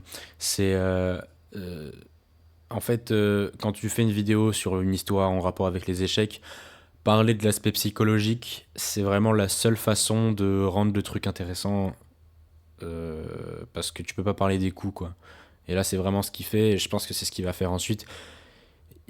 Il faut trouver d'autres angles d'approche de ton histoire que juste les coups et les résultats. Sinon, ça ne marche pas. Ce qui n'est pas le cas avec d'autres sports, parce que par exemple au tennis, tu dis, c'est très parlant, c'est beaucoup plus parlant, tu montres un tir, tu montres un très bon service, au foot tu montres un but, c'est visuel, c'est émotionnel, tout de suite c'est parlant. Aux échecs, c'est un bout de bois qui se déplace, tu peux pas parler des bouts de bois qui se déplacent, tu dois parler de tout ce qui se passe autour, et là il le fait très bien. Dans la salle, silence absolu. La première partie débute. Kasparov et Deep Blue échangent leur premier coup. Et l'ambiance est toujours grave. Rapidement, Kasparov pressent quelque chose d'étrange. Deep Blue ne joue pas comme une machine. Oh. Elle sacrifie un pion, un vrai sacrifice qui ne lui rapporte aucun gain matériel. Un ordinateur normal ne ferait jamais ça. Normalement, ils sont presque exclusivement guidés par des logiques matérialistes. Là, il est en train d'introduire un obstacle. Programmés comme ça. Mais pas Deep Blue. Kasparov est stupéfait. Autour de lui, probablement personne ne comprend ce qui vient de se passer. Mais lui sait qu'il vient de vivre un moment historique. Quelque chose de neuf vient de naître. Une nouvelle entité, une nouvelle manière de penser. Il dira plus tard en interview « Je pouvais sentir, je pouvais presque flairer une nouvelle forme d'intelligence de l'autre côté de l'échiquier. » Face à ça, Kasparov tente de reprendre ses esprits, mais il est perdu. Il tient, mais impossible de renverser la situation. La partie s'achève, 1-0, victoire de Deep Blue. Vous avez vu comment on a été scotché et complètement happé par ce qu'il disait alors qu'il n'a pas du tout parlé des coups. Pour la première fois, un ordinateur vient de battre Garry Kasparov en partie longue, en match officiel. Un frisson traverse la salle. Et Kasparov, il encaisse. Certes, il y a la défaite, mais aussi le poids de tout ce qu'elle signifie. Parce que s'il peut être vaincu ici, aujourd'hui, alors jusqu'où ira cette machine ? Que fera-t-elle demain ? Et l'humain ? Que deviendra-t-il lorsqu'il ne sera plus le sommet de l'intelligence ? Voilà des doutes humains, des peurs humaines, et la seule chose dont Kasparov peut être certain, c'est que son adversaire, Deep Blue, n'a absolument aucune de ces préoccupations. Alors il faut revenir au match, repenser sa stratégie, recalculer, en un mot, s'adapter. Et c'est ce que fait Kasparov. Le soir même, il étudie les forces et les faiblesses de son adversaire. Il lui est encore possible d'ajuster son jeu. Voilà son avantage.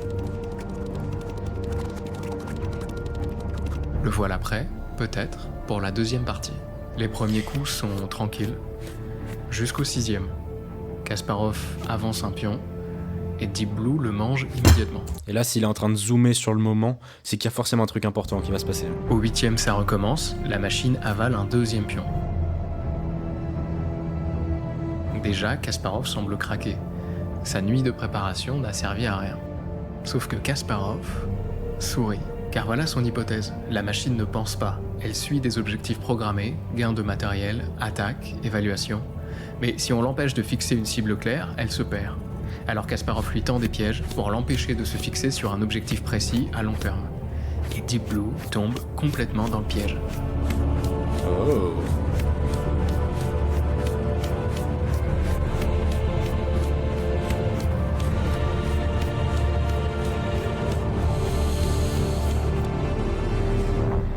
Ça, c'est délicat à faire parce qu'il monte des coups, mais en fait, la plupart des viewers qui ont regardé, là, il y en a 400 000 à l'heure où je vous parle, ils comprennent pas ce qui se passe. Et même moi, j'ai pas tout compris à ce qui se passe. Donc, il l'a fait parce qu'il savait qu'il avait mis un enjeu suffisamment fort pour qu'on regarde jusqu'à la fin ce qui se passe, même si on comprend pas, plus le visuel trop beau, plus la musique. C'est-à-dire que vraiment, en fait, il pense, quand il fait sa vidéo, Ego, en fait, il pense à tout autour. Il se dit pas...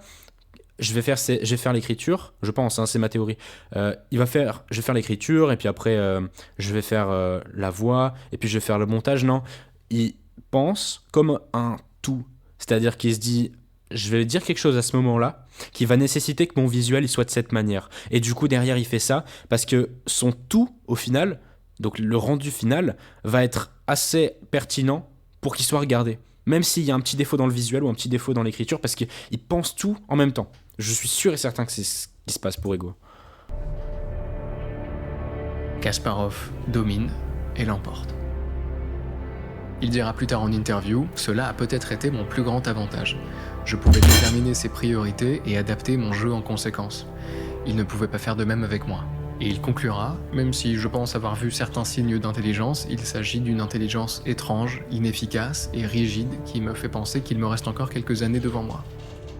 La suite du match lui donne raison. Les deux parties suivantes sont nulles, mais Kasparov finit par l'emporter 4-2, soit le score qu'il avait prédit dès le début. Pour le moment, l'honneur de l'humanité est sauf. Ce qui est sûr, c'est que plus personne ne prend les machines à la légère. Parce que Deep Blue, en une seule victoire, a ouvert une brèche dans l'invincibilité humaine. Et ouais. Très très bien. Ouais. Immédiatement, IBM négocie une revanche que Kasparov accepte. La date est fixée, ils se retrouveront l'année d'après, en 1997. Pendant un an, Fang reconstruit Deep Blue dans le plus grand secret. Il a conscience de vivre un moment historique et vit cette période comme une course contre la montre. Il sait qu'il n'aura peut-être que cette nouvelle occasion pour marquer l'histoire. Il veut être le premier à battre Kasparov, coûte que coûte. En interne chez IBM, on voit ce match comme une opération de prestige mondial. Le projet bénéficie de moyens beaucoup plus importants qu'en 1996. Plus de fonds et plus de main-d'œuvre. Le projet bénéficie de moyens beaucoup plus importants qu'en 1996. Est-ce que c'est pour faire genre que c'est vieux? Parce que vraiment, je comprends plus pas. De fonds et plus de main-d'œuvre aussi. Des ingénieurs comme des grands maîtres sont recrutés pour aider Fang à améliorer son invention. C'est comme ça qu'il continue à repousser les limites de sa machine. La fonction d'évaluation de Deep Blue passe de 6400 à 8000 paramètres, ce qui signifie qu'elle prend désormais en compte plus de 8000 facteurs pour évaluer chaque position. Au total, elle s'avère capable de calculer près de 330 millions de positions par seconde. Ouais. De son côté, Kasparov n'est pas sorti indemne du encore une fois, on voit l'utilité de nous donner le nombre de coups par seconde, c'est qu'on voit la progression de la machine, en termes de chiffres. Affrontement. Pour la première fois, une machine l'a battu sur une partie officielle. Une brèche s'est ouverte, son aura d'invincibilité n'est plus intacte.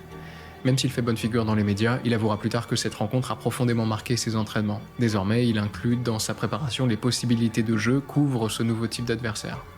Et surtout, il redouble d'efforts. Cette fois, il n'a pas le droit à l'erreur.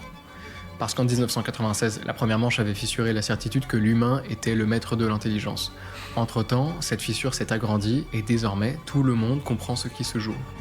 Dans les journaux, on parle de l'affrontement comme du dernier combat de l'humanité contre la machine.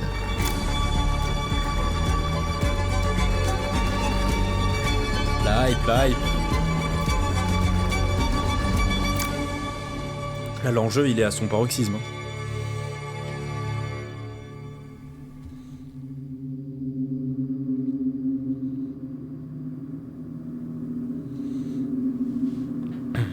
Oula, qu'est-ce qui se passe? On Le revient jour même, à l'intro. 300 journalistes du monde entier. Putain, c'est très bien. Putain, qu'est-ce que c'est fort. Il revient. Ça, c'est la scène qu'on a vue à l'intro. C'est-à-dire que à l'intro, il a fait une mise en scène où il y avait la table sur laquelle Kasparov joue contre Deep Blue. Et ça s'éloigne, ça s'éloigne, ça s'éloigne. On voit une horloge, ça s'éloigne, ça s'éloigne. On voit 4 carrés, ça s'éloigne, ça s'éloigne. En fait, on voit qu'ils sont dans un échiquier.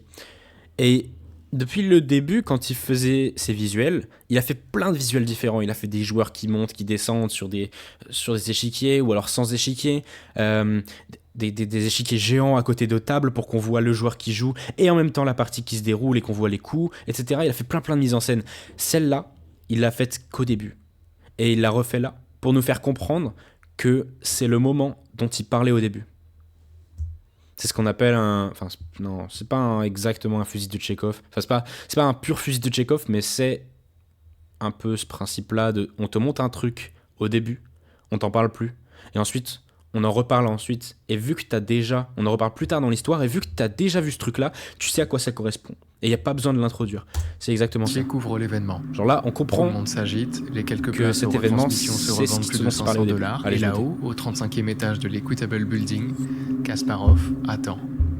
Pouah. Le lieu est interdit au public, Qu'est-ce mais que c'est Kasparov stylé. n'est pas seul. Car derrière lui, c'est l'espèce humaine tout entière qui retient son souffle. Mais comment il fait pour faire ces visuels? Nous y voilà, au cœur de l'affrontement, le vrai. 6 parties, 2 intelligences, un seul vainqueur. C'est Kasparov contre Fang, Kasparov contre Deep Blue, le cerveau contre le processeur, l'humain contre la machine. 10 mai 1997, la première manche commence.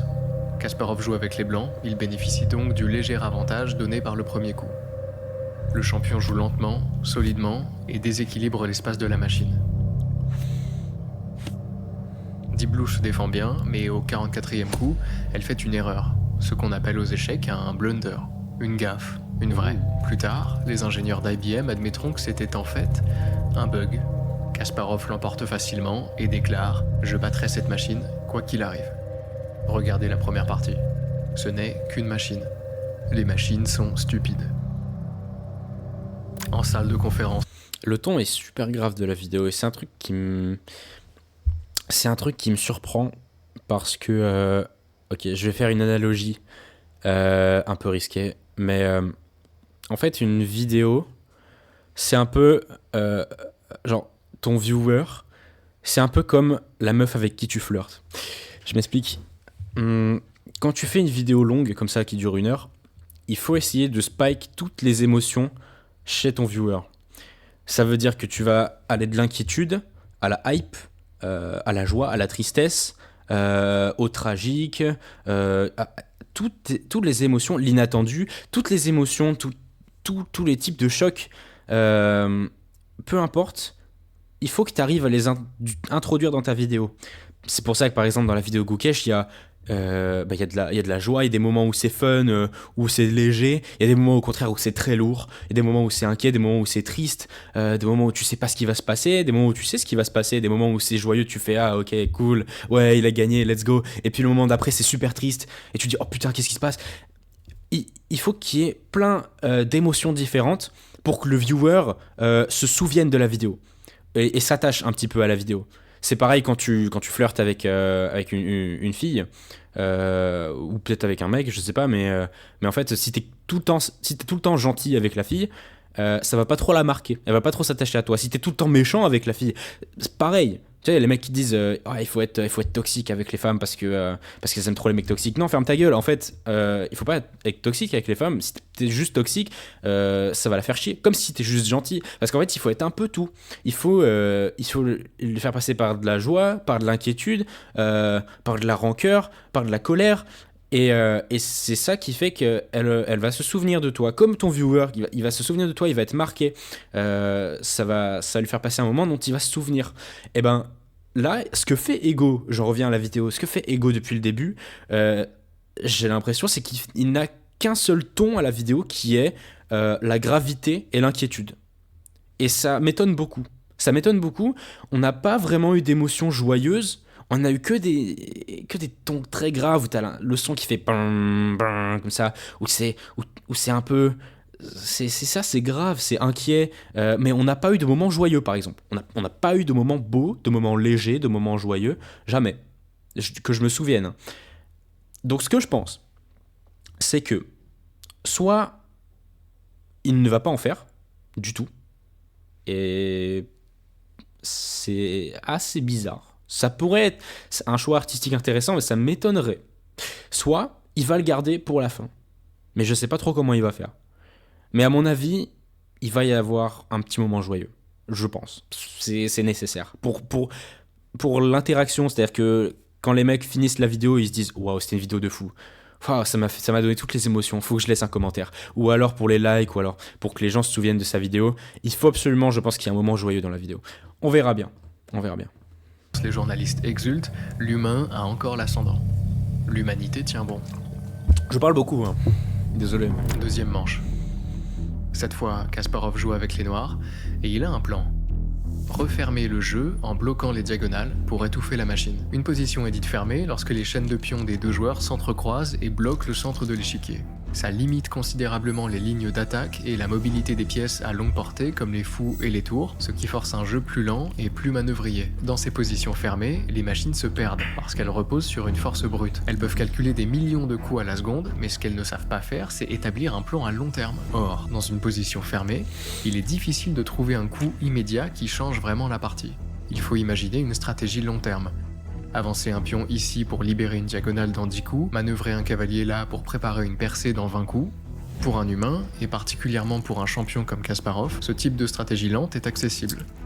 Mais pour la machine, c'est une impasse. Pas de solution immédiate, c'est un arbre des possibles qui s'élargit sans fin, et comme aucun coup ne donne d'avantage tactique immédiat, impossible de trancher et d'en sélectionner un. Bref, en gros, c'est dans ce plus type de exactement cas, le cas. la machine voit tout, mais elle ne comprend rien. À l'époque, peut-être.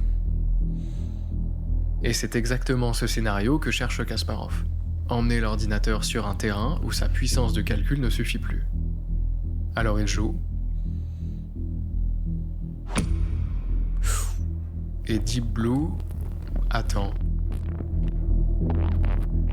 Là, il a tellement zoomé sur le moment qu'il va forcément se passer un truc important de fou, là. Elle réfléchit pendant 5 minutes, ce qui représente une éternité pour un programme. Genre, au plus tu zoomes sur le moment, au plus le truc qui se passe est crucial. 5 minutes de plus. Et 5 minutes de plus. Et puis, elle joue. Elle joue un coup qu'aucun ordinateur n'aurait jamais osé jouer avant. Elle privilégie le développement d'un avantage stratégique à long terme. En fait, c'est un coup très positionnel. C'est un coup très humain. Kasparov est sous le choc. Il comprend à nouveau, mais plus fortement encore, qu'il n'est plus face à un outil, mais bien face à une autre forme d'intelligence. Cette machine, il le sent, pense. Ouais, là, il arrive à un autre niveau. Quand il dit ça, parce qu'en fait, juste, j'étais sur le point de me dire, ouais, il se répète un peu, parce que il vient de dire que Kasparov a l'impression que la machine est une autre forme d'intelligence. Mais là, cette machine pense, c'est encore un level au-dessus. Que ce qu'il est en train d'éprouver constitue un tournant pour le futur de l'humanité. Au point que, pour la première fois de sa carrière, le génie Kasparov perd ses moyens. Il abandonne la partie.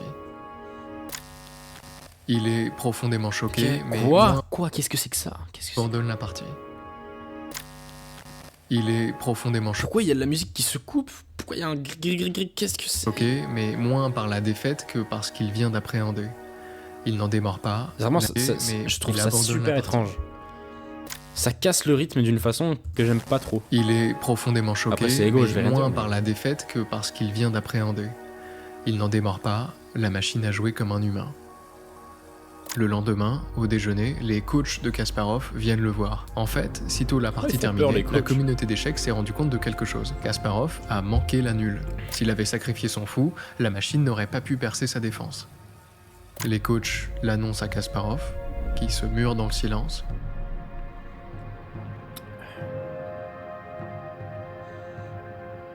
Au bout de 5 minutes, il sort de la réflexion. C'est Le champion une du très bonne pause. Hein. Les pauses aussi, c'est un truc qu'il faut maîtriser. Et, là, on a l'exemple. Silence.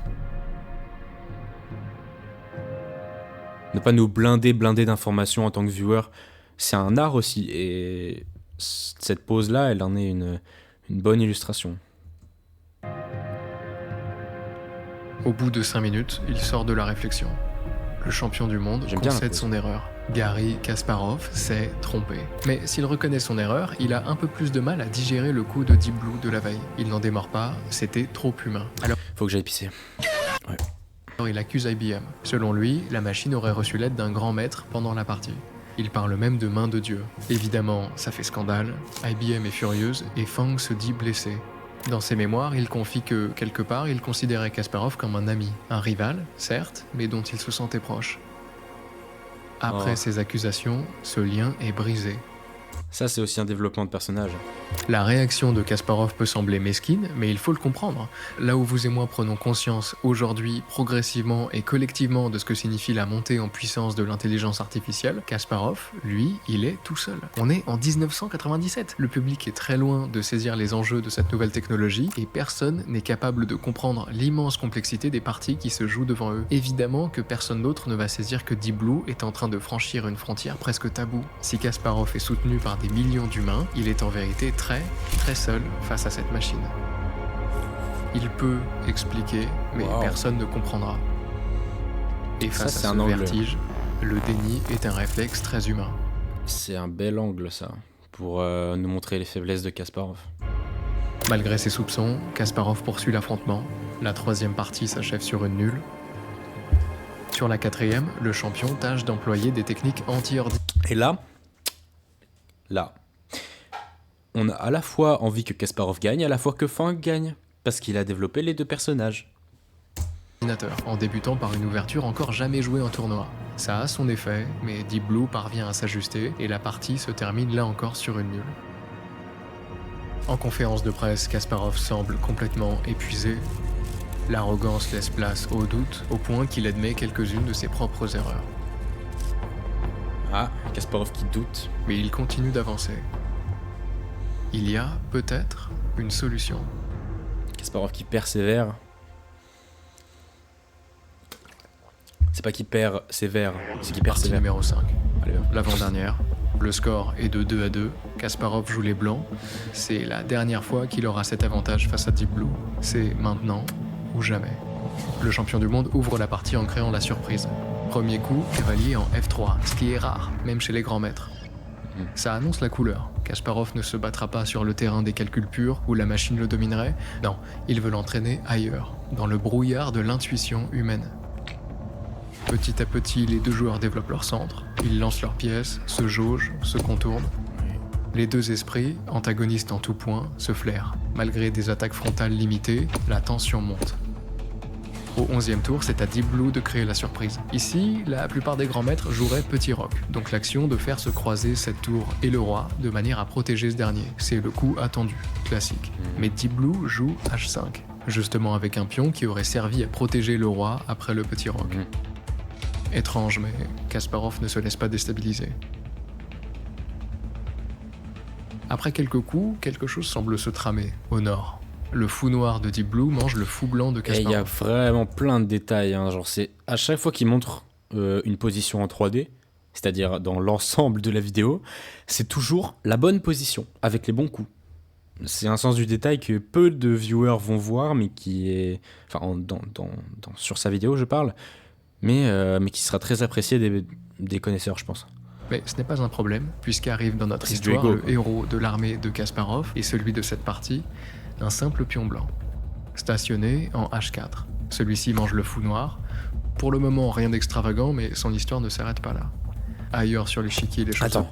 Pour le Qu'est-ce pion qu'il y blanc arrive dans notre histoire le héros, le fou blanc de Kasparov. Mais ce n'est pas un problème, puisqu'arrive dans notre histoire le héros de l'armée de Kasparov, Putain, il a fait un truc auquel je n'avais jamais pensé à faire ça. Il est en train de raconter la partie dans la vidéo, en fait. C'est-à-dire que il fait la partie en elle-même, il la transforme en histoire avec des personnages qui sont par exemple le pion. Genre ce pion, il devient un personnage. Je trouve ça incroyable. J'avais jamais vu ça, j'avais jamais pensé à faire ça. Je veux voir comment ça se follow, mais je Celui de kiffe. cette partie, un simple pion blanc. Le pion blanc Stationné qui devient en le héros de la H4. partie. Celui-ci mange le fou noir. Pour le moment, rien d'extravagant, mais son histoire ne s'arrête pas là. Putain, Ailleurs sur l'échiquier, les choses bien avancent. pensé. Les deux joueurs jouent très bien. Deep Blue continue Parce que là, on a envie de savoir, ok, mais du coup, il va faire quoi d'autre, le pion? à surprendre Kasparov. Il est dynamique, agressif, il n'est plus obsédé par des objectifs purement matérialistes, il se projette. Les coups s'enchaînent. Le jeu est très égal. Sauf que, pas vraiment. Kasparov prépare quelque chose depuis quelque temps et il décide enfin d'activer son plan. Oh, on a un semblant d'épique qu'on n'avait pas encore eu. Pour l'instant, c'était une vidéo où c'était grave, où c'était intimidant, c'était sombre. Et là, Sauf que, Et là pas vraiment. Kasparov prépare quelque chose depuis quelque temps Et là il décide enfin d'activer son plan. épique. Ouais, j'aime bien.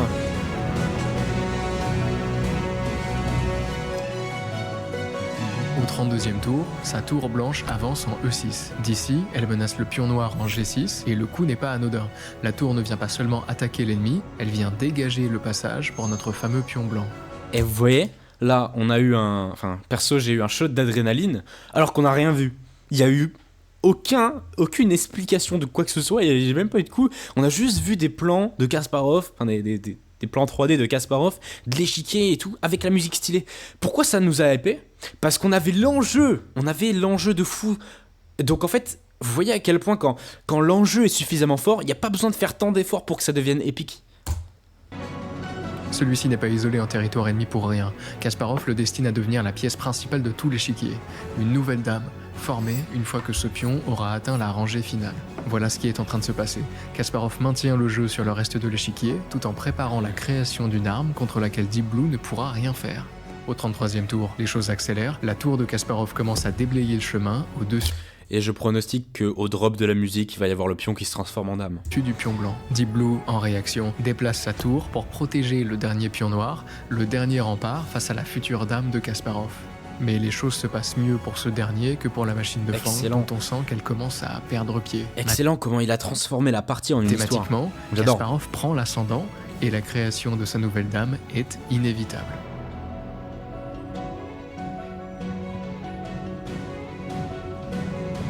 Ah, Le champion approche son cavalier de son fameux pion pour le soutenir encore plus fermement. Lors du 39e tour, le plan fleurit, le dernier rempart de Deep Blue est menacé par la tour et par le cavalier de Kasparov. Il n'y a mathématiquement aucun coup que Deep Blue puisse jouer pour gagner la partie. C'est terminé. Pour son 46e coup, Kasparov décale sa tour sur la gauche de l'échiquier, il laisse le champ libre à son pion, qui n'a plus maintenant qu'à grimper pour achever de clore la partie. Au 48e tour, le pion avance. mais la musique est épique, est terminée là. Au 49e, il avance encore. Et là, il Plus va qu'un pas faire une tour, dame. et la dame viendra terminer. Il va pas Deep faire Blue. une dame. Je le sais, il va pas faire une dame. C'est sûr, ok, c'est bon. Allez, je vais parler 1 heure, donc je vais pas parler, mais vas-y, c'est bon, laisse tomber. Mais le pion reste immobile. Parce que pendant Il a fait un interrupt pattern là, il a fait un... Ah si, c'est bon. que Kasparov J'ai pas envie, je dois y aller en fait bientôt, donc je vais fermer ma gueule. manigançait, Deep Blue faisait la même chose à l'autre bout de l'échiquier. Retour en arrière. Ouh. Lors du Il nous a 39e trick. coup, alors que Kasparov avance son cavalier pour soutenir sa future dame, et qu'il devient mathématiquement impossible pour la machine de Fang de l'emporter, cette dernière voit néanmoins une issue. S'il n'est pas possible de faire échec et mat, il y a en revanche, peut-être, presque miraculeusement, la possibilité d'obtenir un match nul. Au 39e tour, Deep Blue avance son cavalier en E4, le seul coup qui lui donne une chance. Au 40e, il ramène sa tour en bas et continue pendant quelques temps à tourner. Il a fait une structure de retour arrière. C'est comme... Est-ce que vous avez vu les films Babysitting? Ça me fait penser à... de Philippe Lachaud. Ça me fait penser à ça. En fait, tu vois l'histoire, t'arrives au début du film, et puis tu vois le résultat de l'histoire. Genre, Au début du film, on voit la maison est en bordel. On voit par exemple la première fois la partie et on voit que Kasparov gagne. Et en fait, le narrateur il nous fait non, attends, on va regarder, on va revenir en arrière, alors que tu crois qu'il s'est passé quelque chose, on va revenir en arrière depuis le début pour te faire comprendre qu'en fait c'est un truc complètement différent qui s'est passé. Avec son compagnon Je cavalier trouve ça incroyable. autour du roi de Kasparov.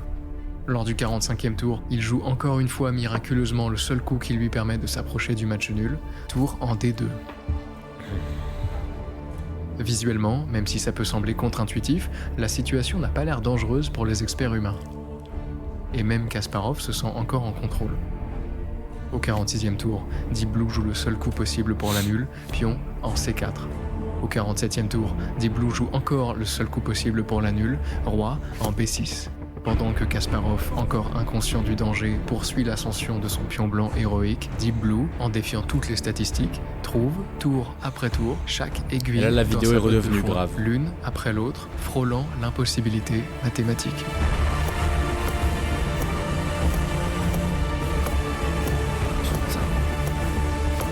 Ce niveau de vidéo, est-ce que vous pensez qu'il y a est-ce que vous pensez qu'il y a un autre youtubeur dans le monde qui a ce niveau de qualité, genre de réalisation audiovisuelle? Genre, on se rend pas compte, on ne se rend pas compte.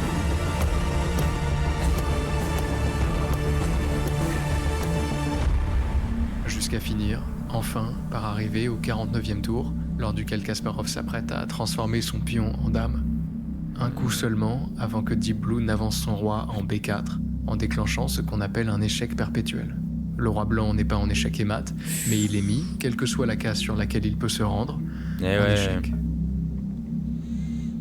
Parce que du coup là, Deep Blue va faire échec, parce qu'en fait quand il y aura tour échec, le roi pourra forcément que aller ici.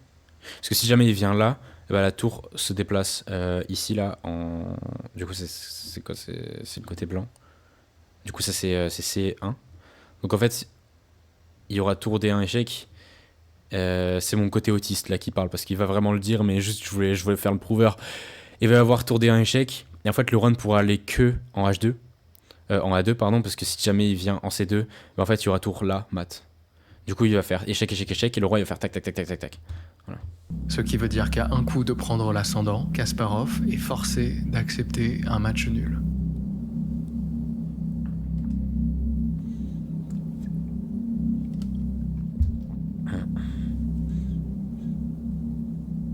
Cette fois, Attends, mais non. Ah si, pardon, excuse-moi.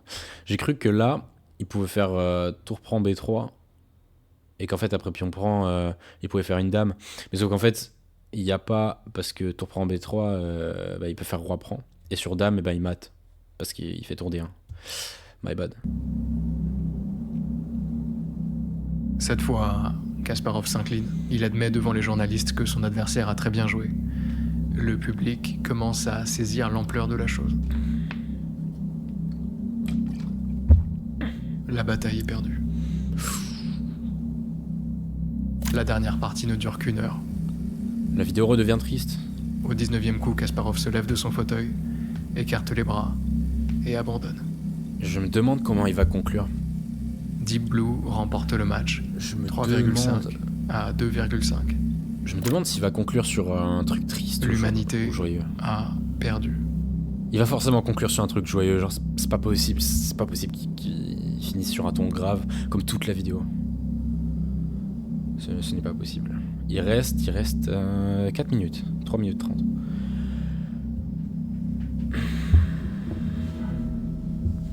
Alors quoi ? La victoire de Deep Blue en 1997 n'est qu'un début. Aujourd'hui, ses héritiers des programmes comme Stockfish ou AlphaZero sont démesurément plus puissants. Sur l'échiquier, le mince écart entre l'humain et les machines est devenu un gouffre infranchissable. Là où aucun individu n'a jamais franchi la barre des 2900 il est euros, en train de les faire une meilleurs conclusion. programmes dépassent les 3600. La machine Ça m'intéresse n'est pas plus ce qu'il dit. Ça m'intéresse pas ce qu'il dit concrètement, parce qu'en fait, ce qui m'intéresse, c'est les émotions. C'est le truc qui underline un peu tout ce qu'il dit, qui est ce qui est en dessous de ce qu'il dit. C'est ça qui m'intéresse. On va pas se souvenir de ce qu'il nous dit là. On s'en souviendra jamais en tant que viewer. On va se souvenir de l'émotion qu'il nous a donnée. Là, je suis un petit peu déçu. Meilleure, elle évolue. Ok, le message est bien, le message est beau. Et vraiment, c'est une histoire de fou, mais on n'a pas eu d'émotion forte, à part au moment où c'était épique. Dans une autre dimension, sévèrement inatteignable. Et Je pense aujourd'hui, qu'il va nous et à en plus donner forte une raison maintenant. depuis quelques années, nous ressentons tous de plus en plus fortement ce qu'a ressenti Gary face à Deep Blue. Face à cette puissance de calcul démentiel, face à cette progression exponentielle, la question que Kasparov a été l'un des premiers à affronter nous hante tous. Si une machine peut calculer plus vite, explorer plus loin et même faire preuve d'une forme de créativité qui nous échappe, quelle est notre place ? Sommes-nous condamnés à n'être que les spectateurs de notre propre obsolescence ? Il questionne tout. L'humanité est-elle destinée à comme il perdre avait fait la avec partie ? sa vidéo sur les IA. La réponse se trouve peut-être là où tout a commencé, devant l'échiquier. Les machines sont impossiblement meilleures que nous depuis quelques décennies maintenant, et pourtant, très chers amis, jamais le jeu d'échecs humain n'a été aussi populaire. Ah, je Ce pense nous que je sais ce recherchons, qu'il va faire. nous, créatures désespérément faillibles et sensibles, Le GOAT, c'est pas Magnus. observer un jeu Vous l'avez qui pas vu. s'approche sans ralentir de la perfection. Je sais ce Sinon, qu'il va faire. nous putain. regarderions les meilleurs S'il ordinateurs fait ce que du je monde pense, je vais péter un s'affronter câble. année après année. Et pourtant, ces matchs de machines restent le hobby d'un petit groupe d'initiés. Aujourd'hui comme hier, ce qui rassemble les foules, ce qui réunit des dizaines de millions de passionnés, ce sont encore et toujours des joueurs bien humains. C'est beau. Au fond, ce Au qu'on fond. veut, vous et moi, au-delà d'un niveau qui nous dépasse de toute manière, c'est voir Karpov perdre 10 kilos dans la bataille contre son plus grand rival. Mhm. C'est voir Kasparov épuisé, effrayé, se J'aime bien battre ce qu'il dit. pour l'honneur d'une J'aime bien espèce ce qu'il dit, mais j'ai dépassée peur par de la sa propre toute création. fin. C'est voir un jeune homme affronter le plus grand joueur de tous les temps à 13 ans et avoir l'audace de se lever en plein match pour observer en toute décontraction les parties qui se jouent alentour. Voilà pourquoi quand je regarde Kasparov lever les bras après sa défaite contre Deep Blue, je ne vois pas un échec. Je vois bien plutôt ce que les années qui ont suivi nous ont appris. Pardon. Les meilleures IA de la planète écrasent les meilleurs joueurs du monde, soit, mais on ne les a pas laissés les remplacer. Elles leur servent d'outils. De la même manière, si les IA qui arrivent sont amenées à nous dépasser dans tous les secteurs imaginables, ne leur donnons pas les clés des domaines qui donnent du sens à notre existence. Que les outils restent des outils. J'aime bien son message. Quant au reste, J'ai peur de la préservons notre forme. humanité, n'arrêtons jamais de créer et continuons Bah, c'est très beau. désespérément d'inonder l'univers de nos imperfections. Putain. Je pétais un câble. Non, non. Pourquoi il a fait ça? Mais putain. Ah, c'est quand même une très belle vidéo, mais vas-y. Ok. J'aime pas ça. C'est trop facile. Et c'est trop facile. Et c'est là qu'on voit que c'est dur d'être le meilleur. Parce que Ego est le meilleur. Respecte tout TGR, mais Ego est le meilleur. Malheureusement, c'est vraiment facile de faire ce genre de conclusion avec une petite musique et des images. Et ok, ça va donner de l'émotion à la plupart des gens, y compris moi, et ça marche bien, mais tu es le meilleur. Et quand tu es le meilleur, les attentes sont tellement élevées qu'à un moment donné, tu peux plus juste faire une conclusion avec de la musique et des belles images. J'aurais pu faire ça, genre un noob comme moi aurait pu faire ça. Ego, ça me déçoit un petit peu. Je suis vraiment un immense connard de dire ça, hein, parce que genre voilà, je peux pas, enfin c'est Ego, je suis chipsou, genre c'est, enfin j'ai pas à dire ça, mais je donne mon avis et j'ai l'impression qu'il a choisi un peu la facilité là quand même, à faire un petit passage comme ça. Okay. Après c'est beau, le message est beau, j'adore bien sûr.